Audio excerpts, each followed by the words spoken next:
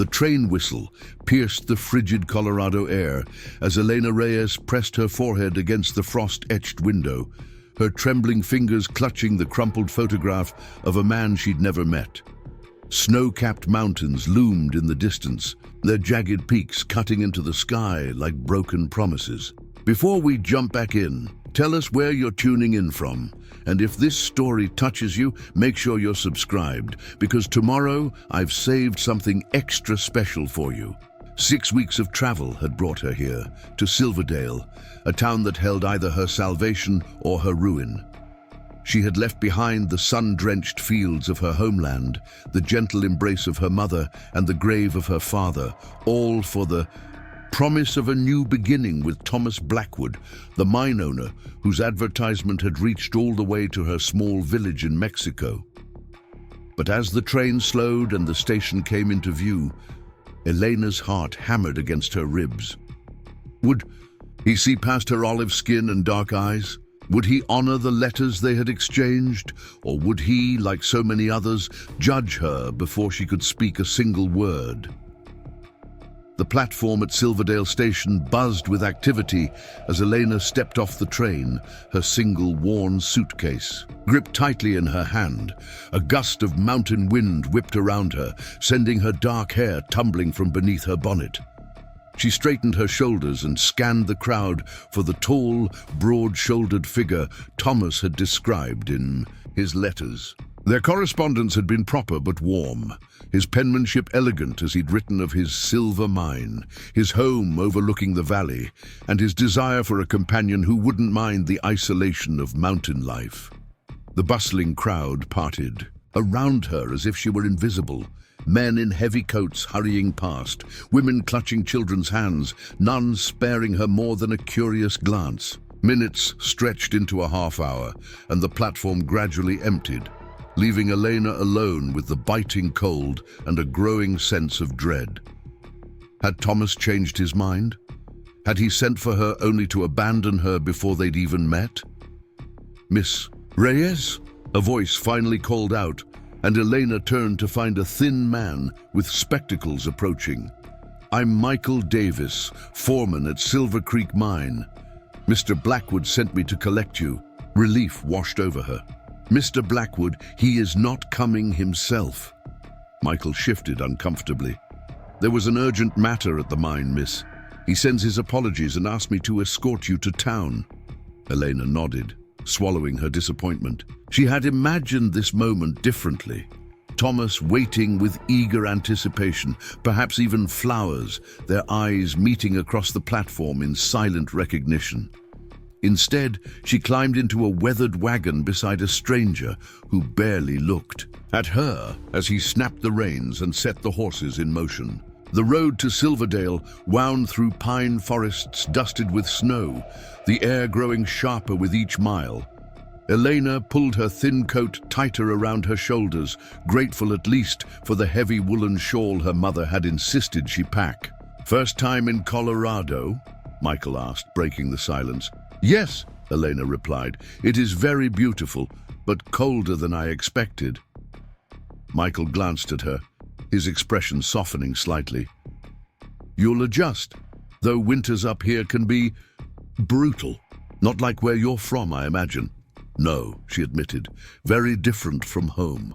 As they crested a hill, Silverdale came into view below, a collection of wooden buildings nestled in a valley, smoke rising from chimneys, the imposing structure of the mine visible on the mountainside above the town. It was smaller than Elena had pictured, more isolated, and as they approached, she noticed people stopping to stare at the wagon. "Mr. Davis," she began hesitantly, "are there many people in Silverdale from Mexico?" His hesitation told her everything. "Can't say there are, Miss Reyes. Mostly folks from back east, some Europeans working the mine." They rolled into the town proper, past a general store, a church, and what appeared to be a saloon. Eyes followed their progress, conversations halting mid-sentence. Elena felt herself shrinking beneath the scrutiny, her earlier confidence evaporating under the weight of their stares. "I'm afraid there's been a change of plans," Michael said, as they pulled up in front of a modest two-story building with a sign reading, Widow Jenkins Boarding House. Mr. Blackwood thought it best you stay here until the wedding arrangements are settled. Elena's stomach tightened. This wasn't what Thomas had promised in his letters. They were to be married upon her arrival, and she was to go directly to his home. There is some problem, she asked. Just practical matters, Michael assured her, not meeting her eyes. The pastor needs to be arranged, proper announcements made, town protocol, you understand. But Elena did understand. Not the excuse, but the truth beneath it. Something had changed. Someone had objected. The weight of Thomas's absence pressed down on her as she followed Michael into the boarding house, where a stern-faced older woman waited. Mrs. Jenkins, this is Miss Reyes, Michael introduced her. Mr. Blackwood has arranged for her lodging. The widow's gaze traveled slowly from Elena's face to her travel-worn dress and back again. I wasn't told she was. She didn't finish the sentence, but the distaste in her voice completed it clearly enough. Mr. Blackwood has covered all expenses, Michael pressed, and asks that you make her comfortable until he calls for her. Very well, Mrs. Jenkins replied coldly. Follow me, miss. Reyes, was it? I'll show you to your room. The room was small but clean, with a narrow bed, a washstand, and a window overlooking the main street.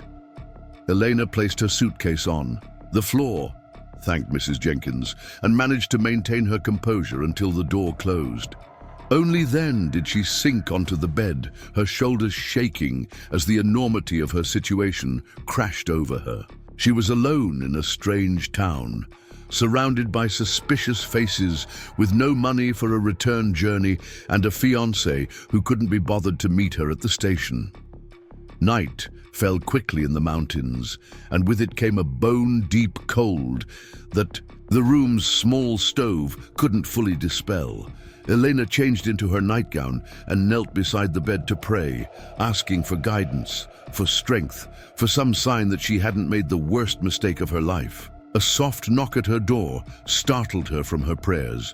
She hastily threw on her shawl and opened it to find a young woman with a tray of food. Mrs. Jenkins thought you might be hungry, the woman said, offering a sympathetic smile. I'm Rose Wilson. I work for Mr. Blackwood at his house.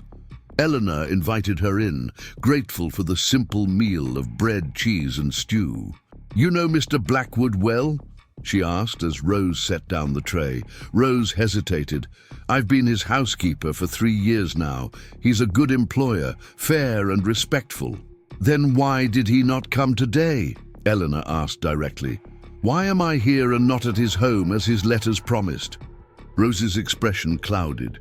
It's not my place to say, miss. Please, Elena pressed. I have traveled so far.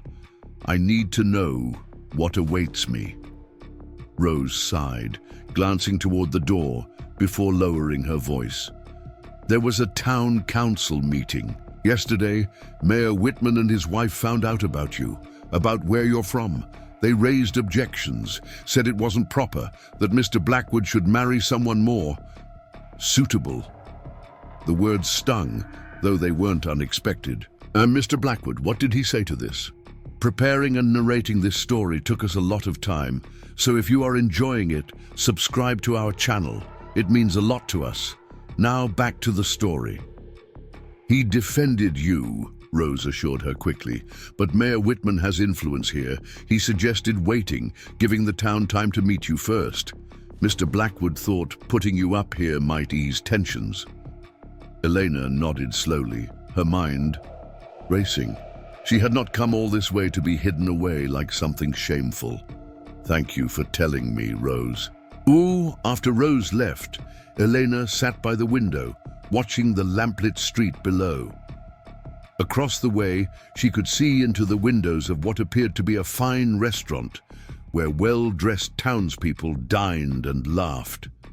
Among them, a distinguished couple held court at the largest table, the woman in an elaborate gown, the man gesturing as he spoke to rapt listeners.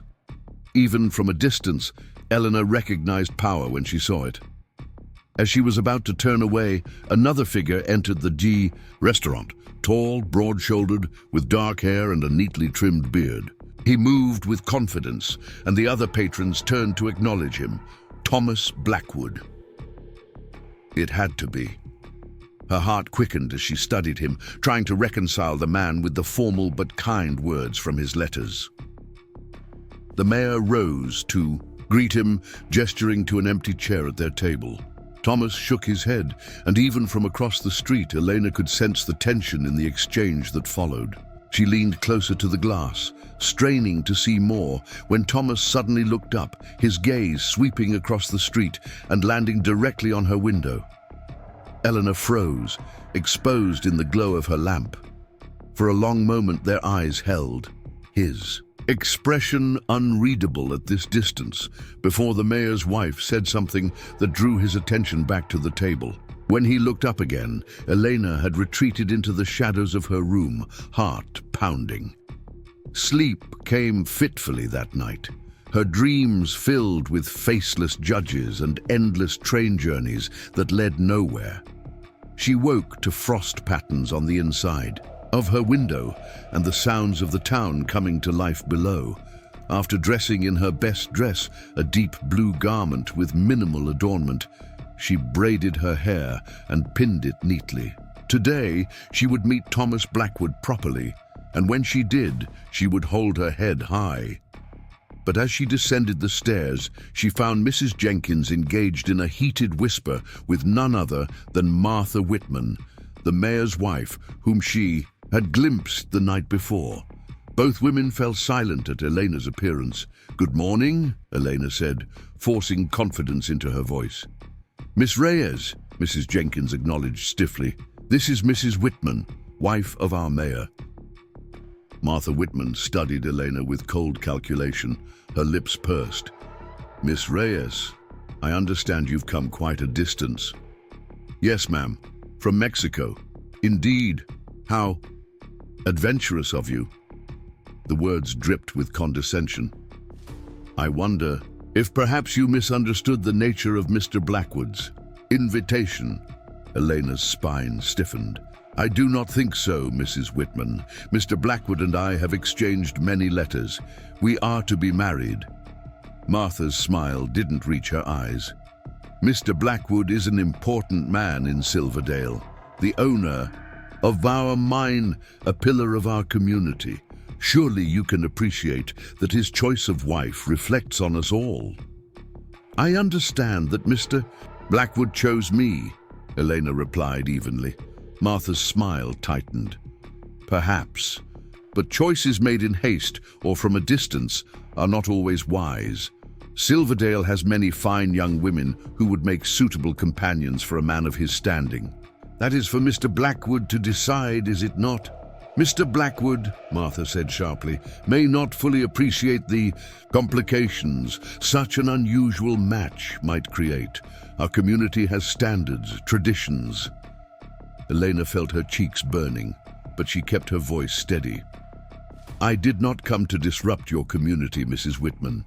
I came because I was invited, because Mr. Blackwood and I have an agreement." "An agreement," Martha echoed, glancing at Mrs. Jenkins. "Well, agreements can be amended, can they not? Particularly when circumstances change." The threat hung in the air between them.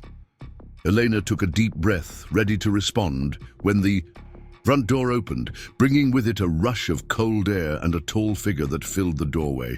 "Mrs. Whitman," said a deep voice, "I didn't expect to find you here." Thomas Blackwood stepped into the boarding house, removing his hat to reveal dark hair streaked with the faintest threads of silver at the temples. His face was more weathered than the photograph had shown, with lines at the corners of his eyes and a scar cutting through his right eyebrow. But his eyes, a startling blue against his tanned skin, fixed immediately on Elena, and something in them softened. "Miss Reyes," he said, inclining his head, "I apologize for not meeting you yesterday. There was an accident at the mine that required my attention." "Mr. Blackwood," Elena managed, her heart racing. I understand. I hope everyone is well. No one was seriously hurt, thankfully. He turned back to Martha Whitman. I'm curious, what brings you here this morning, Mrs. Whitman? Martha's smile was brittle. Just welcoming our new arrival, of course. Making sure she's comfortable. How thoughtful, Thomas replied, his tone suggesting he didn't believe her for a moment. I've come to invite Miss Reyes to breakfast. She and I have much to discuss. Martha's eyes narrowed. Harold, the mayor, had hoped you might join us this morning. There are matters regarding the mine's expansion that require attention. Please convey my regrets to your husband, Thomas said firmly. Those matters will wait. Right now, my priority is Miss Reyes. The dismissal was clear. Martha's face flushed with anger, but she maintained her composure as she gathered her coat. Very well. We'll speak later, Mr. Blackwood. She paused beside Elena. Welcome to Silverdale, Miss Reyes, she said, the words hollow. I do hope you find it hospitable. When she had gone, Thomas turned to Elena, his expression softening into something approaching regret. I'm sorry for that, and for yesterday. This isn't the welcome I intended for you. Elena found herself searching his face, looking for signs of the same disdain she'd seen in others. Instead, she found only warmth and a hint of concern. It is not what I expected either, she admitted. Will you join me for breakfast? He asked. There's a small cafe at the edge of town, quieter than the restaurant, and the food is better. Elena nodded, and as Thomas helped her with her coat, his hands lingering briefly on her shoulders, she felt a flutter of the hope that had carried her across 3,000 miles. Perhaps, she thought, not all was lost. But as they stepped onto the street, the stairs that followed them told a different story. Silverdale was watching, judging, and Elena knew with sudden clarity that this was only the beginning of her trials. The cafe at the edge of town was indeed quieter, almost empty in fact, save for an elderly man reading a newspaper in the corner. The owner, a plump woman with kind eyes, led them to a table by the window, though her smile faltered when she looked at Elena. Coffee, Mr. Blackwood? She asked, studiously avoiding Elena's gaze. For both of us, Mrs. Cooper, and whatever you're serving for breakfast, Thomas replied. His tone pointed enough that the woman flushed and hurried away. An awkward silence settled between them as they sat across from each other, the weight of unspoken questions filling the space. Elena studied Thomas, taking in the breadth of his shoulders beneath his well-tailored suit, the strength in his hands as he placed his hat on the empty chair beside him. He was handsome in a rugged way, older than his photograph suggested, but somehow more compelling in person. Your journey was comfortable? He finally asked. Long, Elena replied honestly, but not uncomfortable. Thomas nodded, his eyes never leaving her face. Your letters didn't mention how beautiful you are. Heat rose to Elena's cheeks, and she dropped her gaze to the table. Your letters didn't mention the town's objection to someone like me.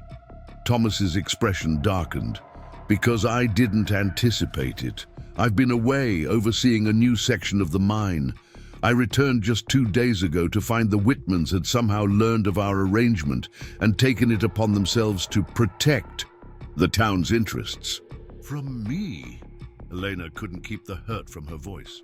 From change, Thomas corrected. Silverdale is isolated, set in its ways. The Whitmans fancy themselves the keepers of the town's moral character. Mrs. Cooper returned with coffee and plates of eggs, bacon, and biscuits. She set them down without comment and retreated quickly. And what do you think, Mr. Blackwood? Elena asked when they were alone again. Do you share their concerns? Thomas's gaze was steady, unwavering. I invited you here, Miss Reyes. I meant every word I wrote in those letters. Then why am I at the boarding house instead of preparing for our wedding?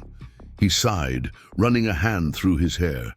I thought it might be easier for you to have time to adjust before facing the full scrutiny of being my wife.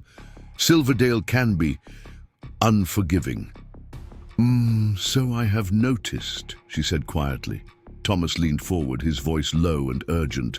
"I want you to understand something. I have no reservations about marrying you, Elena, none. But I also won't pretend it will be easy. The Whitmans have influence, and they've had time to spread their poison while I was away." Elena took a sip of her coffee, using the moment to collect her thoughts. "What do they object to most? That I am Mexican, or that I am not of your social standing?" "Both," Thomas admitted, "and neither. They object to anything that threatens their vision of what Silverdale should be. Harold Whitman built his fortune in banking back east before tuberculosis brought him to our mountain air. He sees himself as bringing civilization to the frontier, his kind of civilization. And you, what do you see?" A smile touched Thomas's lips. "A future built on something more than old prejudices. The mine needs workers, good men, regardless of where they were born. The town needs growth, new blood, new ideas. And you need a wife," Elena finished for him. "I wanted a companion," he corrected gently. "Someone intelligent, resourceful. Your letters showed me you were both." Their breakfast arrived, and they ate in silence for a few minutes. Through the window, Elena could see people passing by, some slowing to peer inside with undisguised curiosity. "We're being watched," she noted. Thomas didn't bother to look. "We will be for a while, until they find something more interesting to gossip about. Or until I leave," she suggested, testing him. His fork paused halfway to his mouth. "Is that what you're considering?" Elena met his gaze directly. "I came here to marry you, Mr. Blackwood. I left everything behind. But I will not stay, where I am not wanted, not even for a husband." Thomas set down his fork. "I want you here, Elena. I want the woman whose letters made me laugh, made me think, made me believe that despite the distance between us, we might build something meaningful together." His sincerity touched her, but doubt still lingered. "And if the town never accepts me, then they lose, not us." He reached across the table, hesitating before lightly touching her hand. "Give Silverdale a chance. Give us a chance. The wedding is arranged for Sunday after church, 4 days from now. If by then you wish to return home, I will personally pay for your journey." Elena looked down at his hand covering hers, strong, calloused, real. In his letters, Thomas had written of his dreams for the mine, for the town, for a future that included children and growth and possibility. She had shared her own dreams of a home filled with love and respect, so different from the poverty and grief she'd left behind. 4 days, she agreed. Relief flickered across his face. "I'll escort you back to the boarding house, and then I must return to the mine. There's much to do before Sunday." As they left the cafe, the stairs followed them down the street, whispers trailing in their wake. Elena held her head high, though inside, uncertainty gnawed at her. Thomas's hand at the small of her back was reassuring, but it couldn't shield her from the hostile gazes that tracked their progress. They were nearly at the boarding house when Martha Whitman emerged from the general store, accompanied by several other well-dressed women. She stopped directly in their path. "Mr. Blackwood," she greeted, her smile razor-sharp. "What a lovely morning for a stroll." "Mrs. Whitman," Thomas acknowledged coolly. "Ladies." The women with Martha eyed Eleanor with undisguised curiosity, and something darker, judgment, disdain. "We were just discussing the church fundraiser," Martha continued. "The Ladies' Auxiliary is planning a special event before Sunday's service. We'd be delighted to have Miss Reyes join us for planning. Help her get acquainted with our little community." The invitation was a trap, and they all knew it. Before Thomas could intervene, Elena stepped forward. "Thank you, Mrs. Whitman. I would be honored to contribute." Martha's smile faltered, clearly not expecting acceptance. "Wonderful. Tomorrow at 2 at the church. We'll look forward to your perspective." As they continued toward the boarding house, Thomas squeezed Elena's elbow gently. "You don't have to attend that. Martha's gathering her forces against you." "I know," Elena replied, "but hiding will only convince them I don't belong here." Thomas studied her with newfound respect. "You're braver than I gave you credit for." "Not brave," she corrected. "Determined. There is a difference." At the boarding house steps, he paused. "I have business at the mine until evening, but I'd like to call on you tomorrow. Perhaps show you more of Silverdale." "I would like that," Elena said, and was rewarded with a genuine smile that transformed his serious face. "Until tomorrow, then." He tipped his hat and turned to leave, but hesitated. "Elena," he said, using her given name for the first time, "I'm glad you're here." She watched him stride away, his tall figure commanding attention from passers-by. For all his assurances, she couldn't shake the feeling that forces were aligning against them, forces Thomas might not be able to control, regardless of his wealth or position. The day stretched long before her, the boarding house confining and Mrs. Jenkins' company cold. By mid-afternoon, restlessness drove Elena outside. Despite the chill in the air, she needed to see the town, to understand the place that might become her home. Silverdale's main street was bustling with activity. Merchants selling their wares, miners coming off shift, children running errands for their mothers. Elena walked slowly, absorbing the rhythm of the place.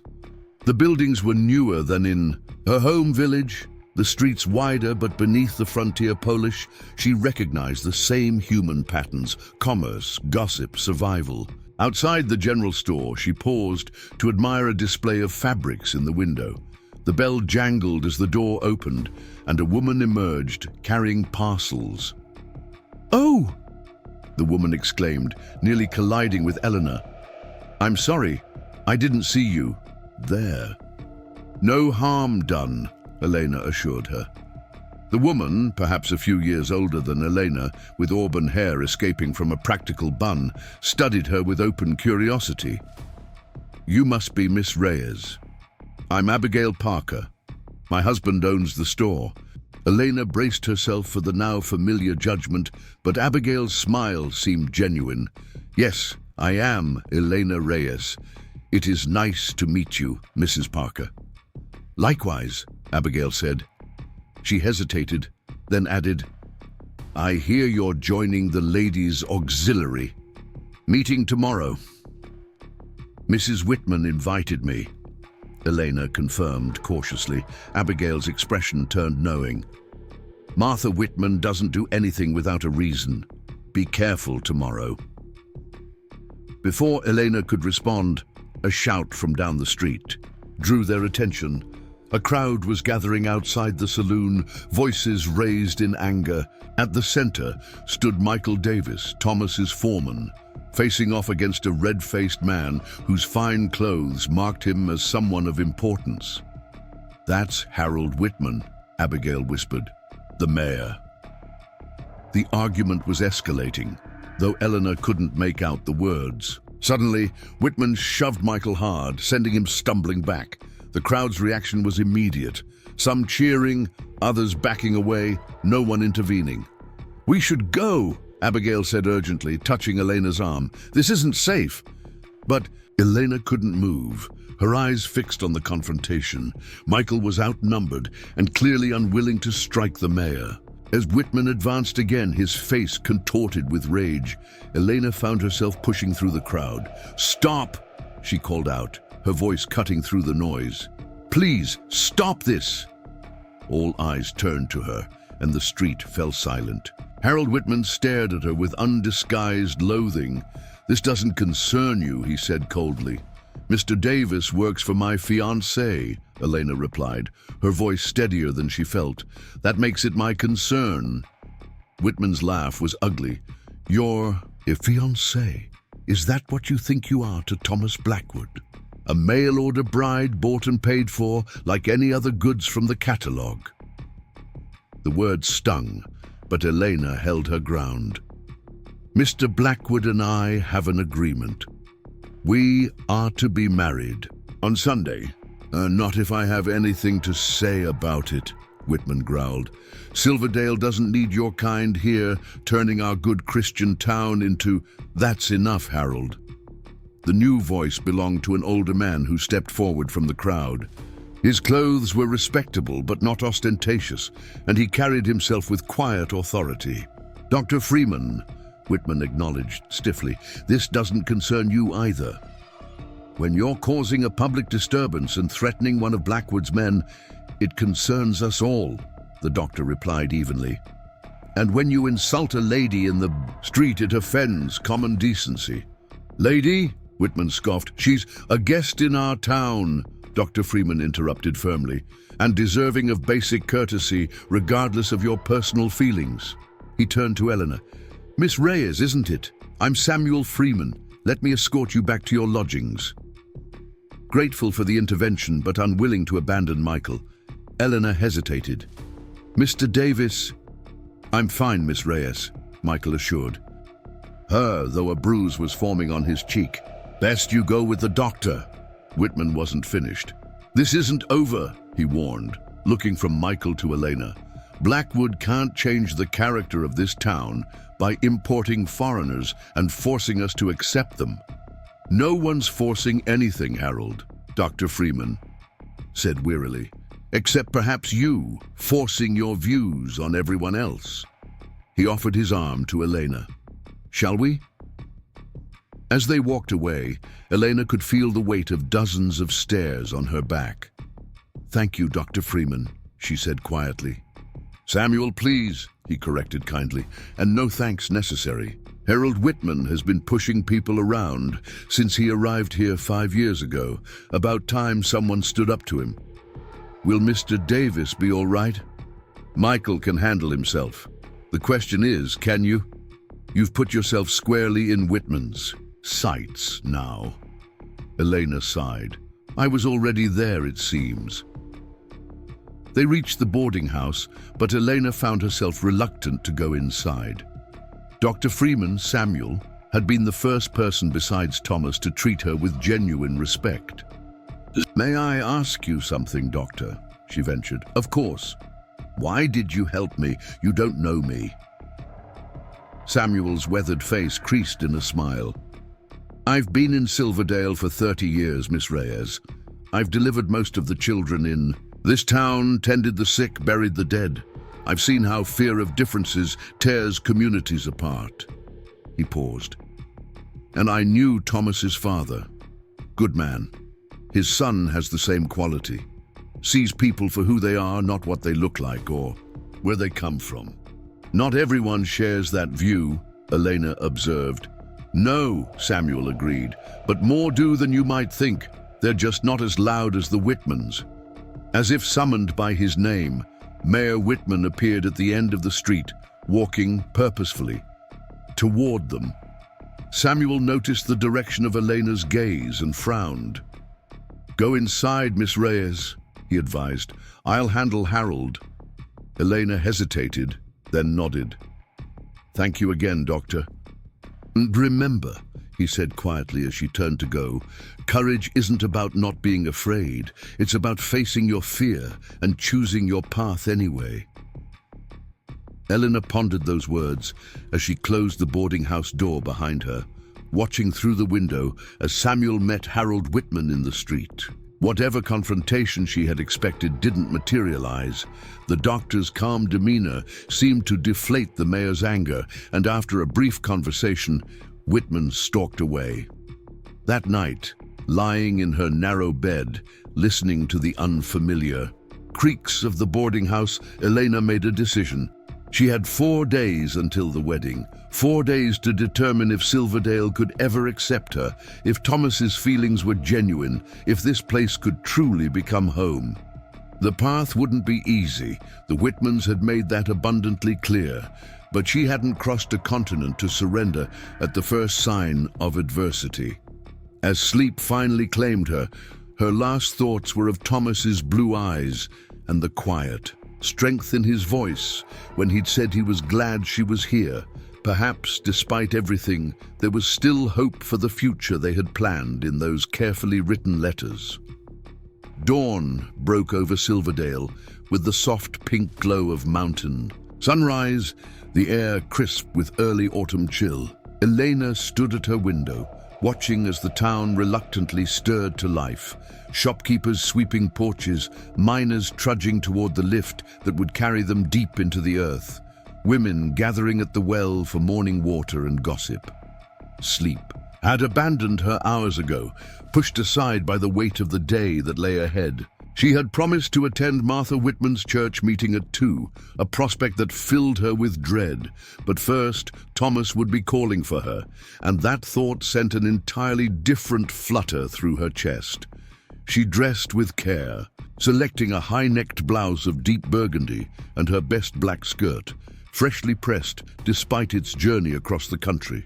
Her hands worked methodically as she braided her hair and pinned it in a coronet at the nape of her neck. Simple, proper, dignified.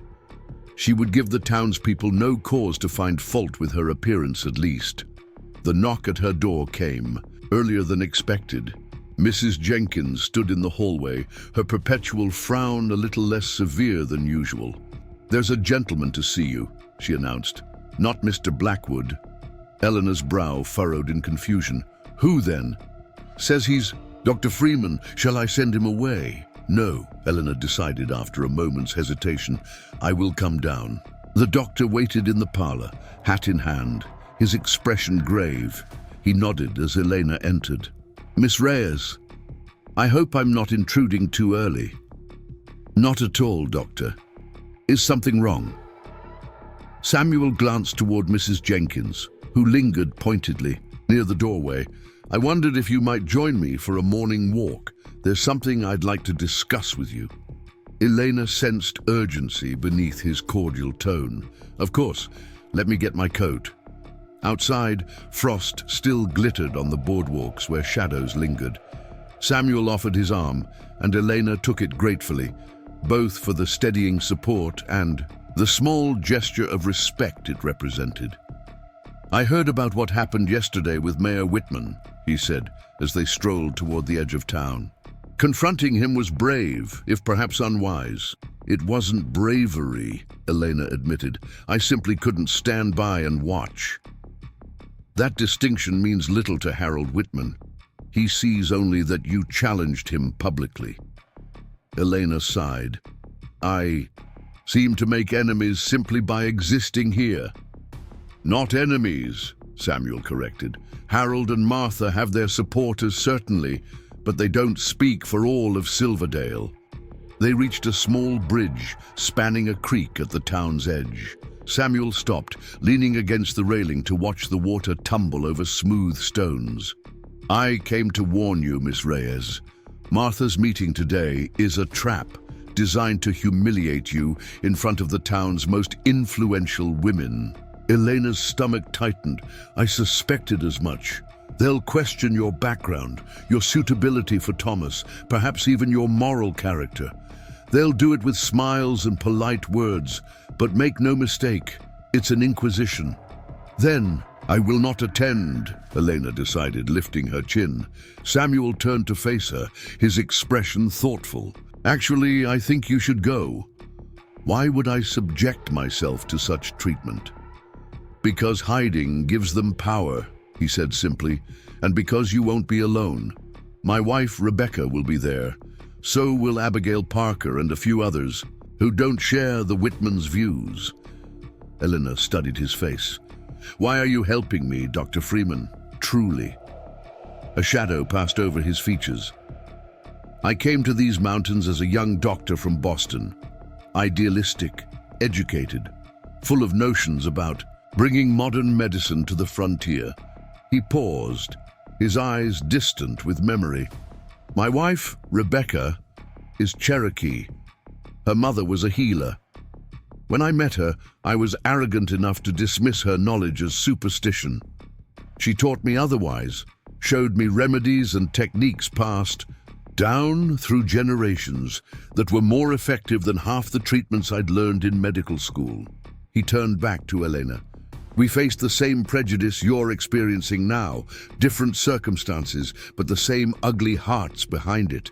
If not for Thomas's father standing beside us, we might have been driven out. His voice softened. Thomas was just a boy then, but he watched and learned. He's his father's son in all the ways that matter. Understanding bloomed within Elena. So you're repaying an old debt? Samuel shook his head. I'm honoring a friendship, and perhaps trying to ensure this town doesn't repeat the same mistakes with you that it nearly made with us. A horse-drawn buggy rounded the bend in the road, and Elena recognized Thomas. At the reins, he slowed when he saw them, his expression curious but not displeased. Looks like your escort has arrived, Samuel said with a smile. Remember what I said about the meeting. 2 o'clock at the church. My Rebecca will find you. He tipped his hat as Thomas brought the buggy to a stop beside them. Doctor? Thomas greeted him warmly. I see you've met Miss Reyes. Indeed I have. You've chosen well, Thomas. The older man's approval was unmistakable. Thomas's eyes crinkled at the corners as he smiled. I think so too. He extended a hand to help Elena into the buggy. I promised you a proper tour of Silverdale. As they drove away, Elena cast one last glance at Samuel Freeman, who raised a hand in farewell. His words echoed in her mind. You won't be alone. And for the first time since stepping off the train, she felt a tentative sense of belonging. Thomas guided the buggy up a winding road that climbed the mountainside above the town. The air grew thinner, colder, but the view expanded with each turn. Silverdale spreading below them like a village in a children's storybook. The church, spire rising above the clustered buildings, the river winding silver through the valley beyond. It's beautiful, Elena murmured. I've always thought so, Thomas agreed. Even as a boy, I'd come up here when I needed to think. Puts things in perspective. The road leveled out onto a plateau where a large house stood, its timber and stone, construction both grand and somehow perfectly suited to its surroundings. Wide windows faced the valley, and a covered porch wrapped around 3 sides. Your home? Elena asked. Thomas nodded, drawing the horses to a stop. Blackwood Manor, though that name always struck me as pretentious. My father built it after the mine proved successful, said my mother deserved a proper house after years in a mining cabin. He helped her down, his hands lingering at her waist, a moment longer than necessary. I wasn't sure if bringing you here was proper before the wedding, but I wanted you to see it, to see if you could imagine yourself here. Elena gazed up at the house, trying to reconcile it with the small village, home she'd left behind. It's so large. Too large for one person, Thomas admitted. That's partly why I wrote that advertisement. The house needs a family to feel alive again. The admission was disarmingly honest, revealing a loneliness Elena hadn't expected. She followed him up the steps and through the heavy front door into a spacious entryway. Inside, the house was warm and surprisingly welcoming. Polished wooden floors, covered with rich rugs, comfortable furniture arranged to take advantage of the mountain views from every window. Rose keeps the place in order, Thomas explained, as he led her through to a sitting room. But it hasn't had a woman's touch since my mother passed 5 years ago. It's lovely, Elena said sincerely. Your mother had excellent taste. She did. His expression softened with memory. She would have liked you. The comment touched her unexpectedly. How can you know that? She valued honesty and courage above all else. I've seen both in you, even in these few days.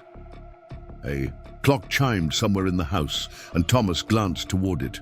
I've arranged a surprise. Come. He led her to the dining room, where the table was set for breakfast, fine china, silver, crystal glasses catching the morning light. Before Elena could comment, the kitchen door swung open and a woman entered carrying a tray laden with food.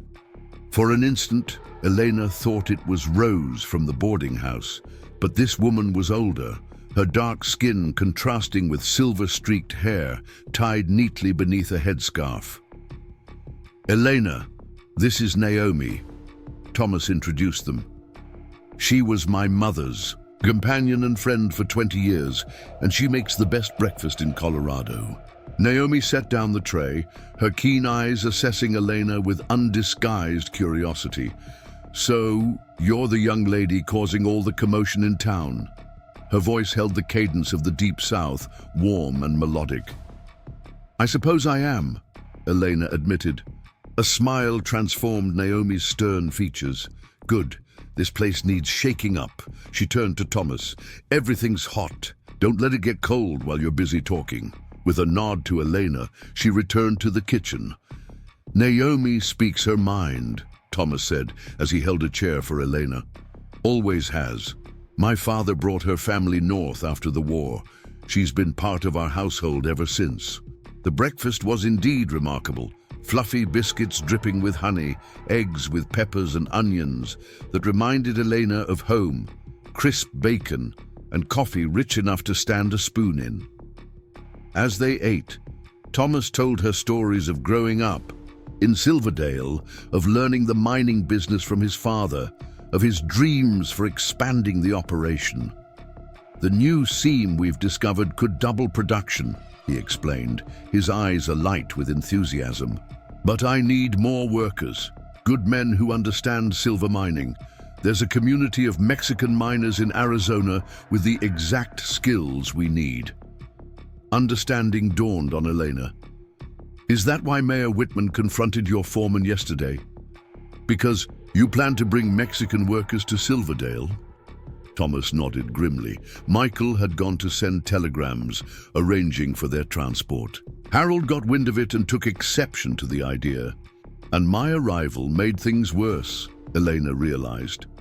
"Your arrival made things clearer," Thomas corrected. "Harold and Martha have never made secret their views on who belongs in their town, but they've overplayed their hand this time. The mine is Silverdale's lifeblood. Without it, this town dies."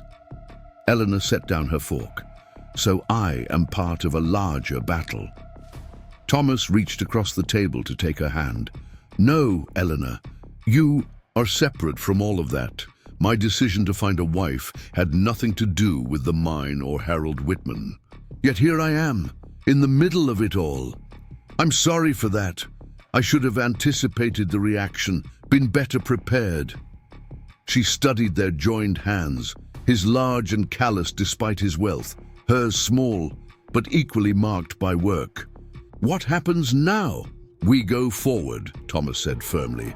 "I've invited Pastor Jenkins to dinner tonight at the hotel restaurant where everyone will see. He'll hear our intentions directly from us both.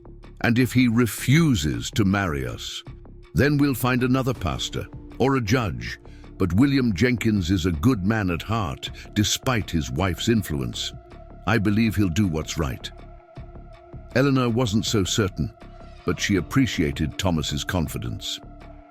As they finished breakfast, she found herself increasingly drawn to him, not just his handsome features, but the quiet strength he radiated, the careful consideration he gave her opinions. After the meal, Thomas showed her the rest of the house, the library filled with books in English and Spanish, acquired, he admitted, after their correspondence began, the music room with a piano no one had played in years, the veranda that caught the midday sun. Each room held possibilities, and Elena could almost see the future they might build here, away from the prying eyes and judgments of the town below. As midday approached, however, reality intruded on their pleasant morning. "I should return you to the boarding house," Thomas said reluctantly. "I have meetings at the mine this afternoon." "And I have the church auxiliary meeting," Elena replied, not bothering to hide her apprehension. Thomas's brow furrowed. You don't have to go. Martha Whitman's invitation was hardly sincere. Dr. Freeman said the same, yet he advised me to attend. To hide would only give them power. A smile touched Thomas's lips. Samuel's a wise man, but if you go, you'll be walking into the lion's den. Elena straightened her shoulders. Then I will need to be brave. The drive back to town was quieter, both lost in thought about the challenges ahead. As they approached the boarding house, Thomas suddenly drew the horses to a stop, turning to face her. "Elena," he began, his voice urgent, "I want you to know that whatever happens today, whatever Martha and her friends say or do, my feelings haven't changed. I chose you based on the intelligence and character I saw in your letters, and everything I've learned since you arrived has only confirmed that choice." His intensity caught her off guard. "Thomas, let me finish." He took her hands in his. "I know this isn't the welcome you deserved. I know our courtship has been unusual. Letters exchanged across thousands of miles. Arrangements made between strangers. But I believe we can build something real together. Something lasting, if you still want that too." The earnestness in his blue eyes left no doubt of his sincerity. Elena felt something shift within her, a certainty settling where doubt had been. "I do," she said softly. "That is why I am here." For a moment, she thought he might kiss her, there in the buggy, in full view of any passerby. Instead, he squeezed her hands once and released them. "I'll call for you at 6 for dinner with the pastor," he said, his voice gruff with emotion. "Wear something beautiful. Let them all see what I see." At the boarding house, Mrs. Jenkins informed her that a package had arrived. In her room, Elena found a large box on her bed, and inside a dress of deep emerald silk, finer than anything she had ever owned. A note in Thomas's bold handwriting read simply, "For tonight. I thought the color would suit you."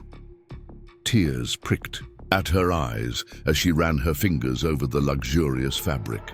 The gesture was extravagant, perhaps even presumptuous, but she couldn't deny the flutter of pleasure it evoked. He had thought of her, wanted her to feel beautiful and confident when facing the town's scrutiny. There was still an hour before the church meeting, and Elena used it to prepare herself mentally for what was to come. She recalled her father's words when she had announced her intention to answer Thomas's advertisement. "Courage, mihija, is not the absence of fear, but the triumph over it." At 1:45, she left the boarding house, ignoring Mrs. Jenkins' disapproving glance. The church stood at the north end of the main street, its white spire reaching toward the heavens as if in supplication. As Eleanor approached, she could see women filing inside, their Sunday best donned for a mere planning meeting, a detail that confirmed this gathering was more spectacle than substance. She paused at the church steps, smoothing her skirt and taking a deep breath. Before she could enter, a woman appeared beside her, petite with copper-brown skin and intelligent eyes that crinkled at the corners when she smiled. "Miss Reyes," she said warmly, "I'm Rebecca Freeman. Samuel said you might appreciate a friendly face." Relief washed over Elena. "Dr. Freeman mentioned you would be here. I'm very glad to meet you." Rebecca's smile widened. "Likewise. Now, shall we brave the lions together?" The church auxiliary room was already crowded when they entered, perhaps 20 women seated in a circle, with Martha Whitman presiding from what was clearly the place of honor. Conversation halted as all eyes turned to Elena and Rebecca. "Miss Reyes," Martha acknowledged with a tight smile, "how punctual of you. And Rebecca, dear, I didn't realize you would be joining us today." "I wouldn't miss it," Rebecca replied pleasantly. "The fundraiser is such an important event." Martha's smile didn't reach her eyes. "Indeed, please both of you take a seat. We were just discussing the refreshments." The only available chairs were directly across from Martha. As Elena sat, she felt the weight of judgment pressing down on her from all sides.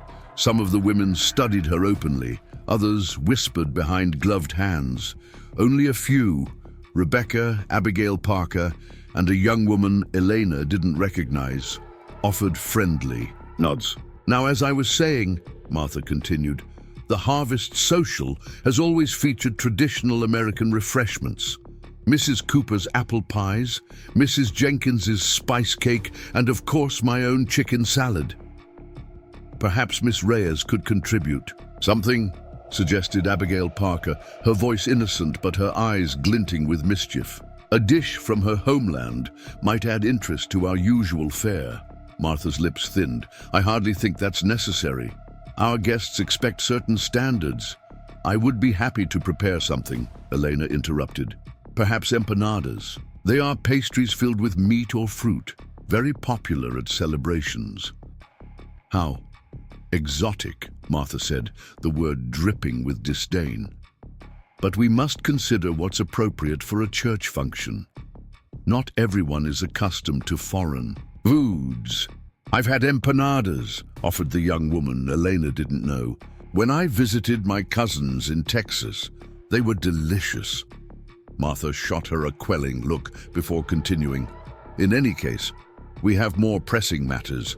The decorations committee needs volunteers. The meeting continued in this vein for nearly an hour, seemingly innocent discussions about church activities that somehow always circled back to thinly veiled slights against Elena. Though she maintained her composure, answering questions politely and offering to help where she could, the constant scrutiny was exhausting. Finally, as the meeting was drawing to a close, Martha set aside all pretense. There is one final matter, she announced. As you all know, Mr. Blackwood has brought a young woman to town with the apparent intention of making her his wife. She looked directly at Elena. While we are, of course, welcoming of newcomers, there are concerns about the hasty nature of this arrangement. Murmurs rippled through the circle. Elena felt her cheeks burning, but held Martha's gaze steadily. What exactly are you implying? Mrs. Whitman? Rebecca Freeman asked, her voice sharp. Simply that marriage is a sacred institution, Martha replied smoothly. One that should be entered into with proper consideration and respect for community standards. Mr. Blackwood occupies a position of prominence in Silverdale.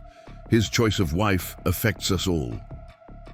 I wasn't aware that Thomas Blackwood needed the town's approval to marry, Abigail Parker remarked dryly. Martha's smile tightened. Of course not. But as Christian women, we have a responsibility to uphold certain values. The circumstances of Miss Reyes' arrival, traveling unchaperoned, staying in town without family, preparing to marry a man she had never met, raise questions about her. Suitability. The implication hung in the air, poisonous and unmistakable. Elena rose to her feet, her heart pounding but her voice steady. I understand your concerns, Mrs. Whitman. You fear what is different, what you do not know, but I will not sit here and allow you to question my character or my intentions. Martha's eyes widened in feigned shock. My dear, no one is questioning. You have questioned everything about me since I arrived, Elena continued. My background, my culture, my moral standing. You do not know me, yet you have judged me. You speak of Christian values, but where is the Christian charity in your heart? The room had fallen silent, all eyes fixed on Elena as she stood tall, despite the trembling in her hands. Mr. Blackwood and I corresponded for 6 months before I accepted his proposal. We exchanged nearly 40 letters. Letters filled with honesty, respect, and shared values. I came here not in desperation, but in hope, not seeking fortune, but partnership. If that offends your sensibilities, Mrs. Whitman, then perhaps the problem lies not with me, but with the narrowness of your vision. For a moment, no one spoke. Then Martha rose, her face flushed with anger. I think we've heard quite enough. This meeting is adjourned. As the women gathered their belongings, the room buzzed with whispered conversations. Some avoided Eleanor's eyes, but others, more than she would have expected, offered sympathetic glances or approving nods as they filed out. Rebecca Freeman squeezed Elena's arm. "Well done," she murmured. "Very well done indeed." Outside, the afternoon sun was beginning its descent behind the mountains, casting long shadows across the churchyard. Elena drew a deep breath of crisp air, feeling oddly lighter despite the confrontation. "Miss Reyes." She turned to find Pastor Jenkins standing on the church steps, his expression unreadable. Tall and gaunt, with silver hair and wire-rimmed spectacles, he cut an imposing figure in his black coat. "Pastor," she acknowledged cautiously. "I overheard the latter part of the meeting," he said. "It seems my wife's influence has not improved Martha Whitman's Christian charity." The observation, so unexpected from Mrs. Jenkins' husband, startled a small laugh from Elena. "No, it would seem not." The pastor's stern face softened slightly. "Mr. Blackwood has invited me to dine with you both this evening. I look forward to becoming better acquainted." Before she could respond, he bowed slightly and returned to the church, leaving Elena to wonder if perhaps she had gained another unexpected ally. The walk back to the boarding house seemed shorter somehow, her steps lighter despite the emotional exhaustion of the afternoon. Rebecca accompanied her partway, their conversation turning to more pleasant topics. Rebecca's garden, her work, assisting Samuel in his practice, her memories of coming to Silverdale as a young bride. "It will get easier," Rebecca assured her as they parted. "Not quickly, perhaps not completely, but the Whitmans are not Silverdale. Remember that." Alone in her room, Eleanor unpacked the green silk dress Thomas had sent, marveling at its craftsmanship. She wasn't sure whether to be amused or concerned by his presumption in selecting clothing for her, but she couldn't deny the dress was beautiful, and exactly her size. Had he guessed, or had Rose provided measurements? The thought of either possibility brought color to her cheeks. As she bathed and dressed for the evening, Eleanor reflected on the day's events. She had seen Thomas's home, met allies she hadn't expected, and stood her ground against Martha Whitman's accusations. The town was not unanimously against her, as she had feared. There were good people here: Samuel and Rebecca Freeman, Abigail Parker, possibly even Pastor Jenkins, who judged her on her own merits rather than prejudice. And then there was Thomas himself. His sincerity that morning, his obvious desire for her to find a place in Silverdale, had touched something deep within her. This was a man worth knowing, worth standing beside, perhaps even worth loving in time. The realization both thrilled and terrified her. The green silk rustled as she pinned her hair in a more elaborate style than usual, allowing a few curls to frame her face. The dress fit perfectly, the color bringing out the warm undertones of her skin and the gold flecks in her eyes. As she fastened her mother's silver cross around her neck, her only piece of fine jewelry, she barely recognized the woman in the mirror. She looked confident, elegant, ready to face whatever the evening might bring. A knock at her door announced Thomas's arrival. When she opened it, the naked admiration in his eyes sent a flush of pleasure through her.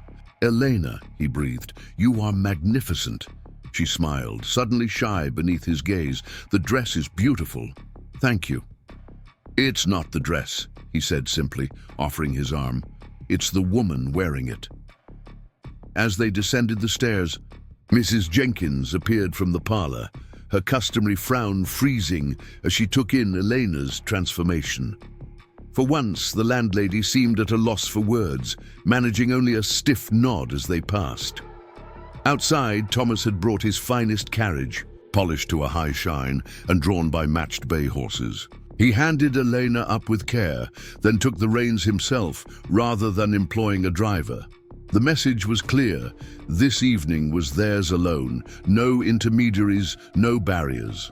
The hotel restaurant occupied the ground floor of Silverdale's grandest building, a three-story structure of red brick with elaborate cornices and tall windows that glowed with light as dusk settled over the town. Inside, white-clothed tables were arranged around a central space where a small ensemble played soft music. Crystal and silver gleamed in the lamplight, and the hushed murmur of conversation gave the room an air of dignified intimacy. Their entrance caused a ripple effect. Conversations paused, heads turned, silverware stilled against china. Thomas, seemingly oblivious to the attention, guided Elena to a table where Pastor Jenkins already waited. The older man rose, bowing slightly as Thomas held Elena's chair. "Miss Reyes, Mr. Blackwood, thank you for your invitation." "Thank you for accepting, Pastor," Thomas replied. "I thought it time we discussed our plans formally." A waiter appeared, with wine, and the conversation flowed more easily than Elena had dared hope. Pastor Jenkins, despite his austere appearance, proved to be a thoughtful man with genuine interest in her background and education. He asked about her family, her village, her journey north, listening attentively to her answers without judgment. As their meal progressed from soup to roast duck to glazed fruits and cheese, Elena felt herself relaxing, drawn into discussions of books they had both read, music they enjoyed, even politics, though the pastor maintained a careful neutrality on the more divisive issues of the day. "I understand you confronted Martha Whitman this afternoon," he said at last, as coffee was served. "My wife was quite scandalized by your defense of yourself." Elena tensed, but Thomas laid a reassuring hand over hers on the table. "Elena spoke only truth, Pastor," he said firmly. "Truth that needed speaking." Pastor Jenkins nodded slowly. "Indeed, Mrs. Whitman has appointed herself Silverdale's moral guardian, a position I do not recall God assigning to her." A rare smile touched his lips. "It does her good to be reminded of that occasionally." Elena exchanged a surprised glance with Thomas. The pastor seemed to be on their side after all. "Then you'll perform our wedding on Sunday?" Thomas asked directly. The pastor set down his coffee cup, his expression turning serious. "I have a responsibility to my congregation, Mr. Blackwood. It would be remiss of me to bless a union without satisfying myself as to the character and intentions of both parties." Elena's heart sank, but the pastor wasn't finished. "Having spent this evening in conversation with Miss Reyes and knowing you since boyhood, Thomas, I am satisfied that your intentions toward each other are honorable and your commitment sincere." He straightened in his chair. "I will marry you on Sunday with pleasure." Relief and joy swept through Elena in equal measure. "Thank you, Pastor Jenkins," she said softly. "Don't thank me yet," he warned. "Martha Whitman will make every effort to change my mind, and Harold will likely threaten the church's funding. The path to Sunday will not be smooth." "We are grateful nonetheless," Thomas said firmly, "and whatever financial pressure the Whitmans apply to the church, I assure you it will be matched and exceeded by Blackwood Mining." The pastor raised a hand. "No, I don't want your money offered as counter-pressure, Thomas. My decision is based on conviction, not calculation. Let the Whitmans do their worst. The church will endure." Indeed, as they finished their meal, Eleanor became increasingly aware of the stares from other diners. Some were merely curious, others openly hostile. At one point, Harold Whitman himself entered the restaurant, stopping short when he saw them. The mayor's face darkened with anger, but after a tense moment, he turned and left without being seated. "It appears we've cost the hotel some business," Thomas observed dryly. Pastor Jenkins sighed. "Harold's temper has always been his weakness. He'll be planning something now, you can be sure of it." The pastor's prediction proved accurate sooner than any of them expected. As they rose to leave, Michael Davis burst into the restaurant, his face flushed with urgency. "Mr. Blackwood," he called, drawing every eye in the room. "There's trouble at the mine. Someone sabotaged the main lift." Thomas stiffened. "Was anyone hurt?" "No, sir. We caught it before the night shift went down, but it'll take days to repair, and the men are getting restless. Sabotage, Pastor Jenkins echoed, alarmed. Who would dare? Thomas's expression hardened. Someone who wants to send a message. Someone who knows exactly how to hurt me and the town at the same time. Whitman, Elena whispered, and Thomas nodded grimly. I need to go to the mine, he said, turning to Elena. I'll take you back to the boarding house first. No, she decided, drawing herself up to her full height. I'm coming with you. If this is because of me, I want to see it for myself. Thomas studied her for a long moment, then nodded. All right, but stay close to me. Things might get ugly. As they left the restaurant, Elena felt a chill that had nothing to do with the night air. The battle lines had been drawn more clearly now, and somehow she knew that before her wedding day dawned, there would be a reckoning in Silverdale, one that would determine not just her future with Thomas, but the very soul of the town itself. The mining complex loomed against the night sky, a sprawling collection of wooden structures silhouetted by lantern light. Men had gathered in clusters around the entrance, their voices carrying on the cold mountain air. Some angry, others frightened, all uncertain. Thomas guided the carriage through them, acknowledging their greetings with tight nods. Elena felt their eyes on her as she passed, curiosity mingling with suspicion. The night shift should have started an hour ago, Thomas explained, his voice low with tension.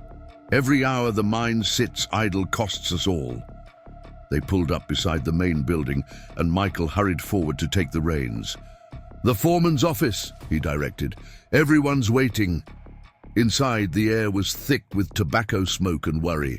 A dozen men crowded the small space, shift supervisors, engineers, and what Thomas introduced as the Mine Safety Committee. Their expressions registered surprise at Elena's presence, but no one objected as Thomas helped her to a seat by the wall. What happened? Thomas demanded without preamble. A grizzled man with a singed beard stepped forward. Someone tampered with the main lift cable, sir, frayed it near the drum, then covered the damage with grease. If young Riley hadn't noticed the strands catching during his inspection, we'd have loaded 20 men into that cage and sent them plummeting 300 feet. Thomas's face darkened. This was deliberate. Had to be, another man agreed. And professional. Whoever did it knew exactly where to cut and how to hide it. How long to repair? The first man grimaced. 3 days minimum. We need to replace the entire cable, and the spare we have isn't long enough. We'll have to bring one from Denver. Telegraph for it tonight, Thomas ordered. Offer whatever it takes for immediate delivery. He turned to the group. Then we'll use the auxiliary shaft for essential maintenance only. No full production. A murmur of concern rippled through the room. A younger man at the back spoke up. 3 days lost wages will hit the men hard, Mr. Blackwood. Many have families to feed. Thomas nodded grimly. I know. Tell them, Blackwood, mining will provide half wages during the shutdown. It's not full compensation, but it will help. Relief visibly swept through the group. But one man, older, with hard eyes and a skeptical frown, wasn't satisfied. That's generous, sir, but it doesn't answer the bigger question. Who did this, and why now? All eyes shifted briefly to Elena before returning to Thomas. The implication hung unspoken in the smoke-laden air. Her arrival and this sabotage were connected. Thomas didn't flinch from the accusation. We all know who benefits from discord at the mine, especially now. Mayor Whitman has made no secret of his opposition to our expansion plans, or to my personal decisions of late. You think the mayor arranged this? Someone asked, incredulous. That's a serious charge, Mr. Blackwood. I'm not making accusations without proof, Thomas replied carefully. I'm simply noting that whoever did this wanted to hurt the mine, and by extension, every working man in Silverdale. They also wanted to intimidate me personally. His gaze swept the room. "I won't be intimidated, and I won't allow my workers to suffer for it. We'll find who's responsible, and they'll answer to me." The meeting continued, arrangements made for security patrols and accelerated repairs. Throughout, Elena sat silent, absorbing the dynamics of the room. These were Thomas's, men loyal to him personally more than to the mine as a business. They respected him, trusted his judgment. But their loyalty was being tested by events they didn't fully understand, conflicts in which they were unwilling pawns. As the meeting dispersed, Thomas led Elena to his private office at the rear of the building. Unlike the utilitarian foreman's space, this room reflected his status: leather-bound ledgers lining shelves, a substantial oak desk, maps of the mine's tunnels covering one wall. He closed the door and leaned against it, suddenly looking exhausted. "I'm sorry you had to witness that," he said. "This isn't what I wanted for your first days here." Elena moved to the window, gazing out at the torchlit yard where miners still gathered in worried conversation. "Your men are afraid." "Not of the work," Thomas clarified. "Miners face danger every day. They're afraid of losing their livelihoods. Because of me," she said quietly. Thomas crossed to stand beside her, close enough that she could feel the warmth of him in the chilly office. "No, because Harold Whitman is a petty tyrant who can't tolerate anyone challenging his authority." "But I am the challenge," Elena insisted, turning to face him. "My presence here, our wedding, these are what he cannot accept." Thomas's expression softened. "Among other things, my plans to bring in Mexican workers, expand the mine's operations, increase Silverdale's population, all would diminish his influence. You're simply the most visible symbol of the change he fears." "A convenient target." "One I've placed in harm's way," Thomas admitted, guilt creasing his brow. "Perhaps I was selfish, bringing you here without fully considering the consequences." His self-recrimination stirred something protective in Elena. "You did not bring me here against my will, Thomas. I chose to come. I knew there would be challenges. Not like this," he insisted. "Not sabotage and threats and public humiliation." Elena stepped closer, driven by an impulse she didn't quite understand. "Do you regret it? Writing to me, asking me to come?"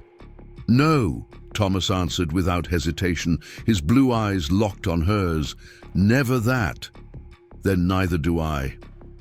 For a moment they stood in shared silence, the air between them charged with unspoken emotions.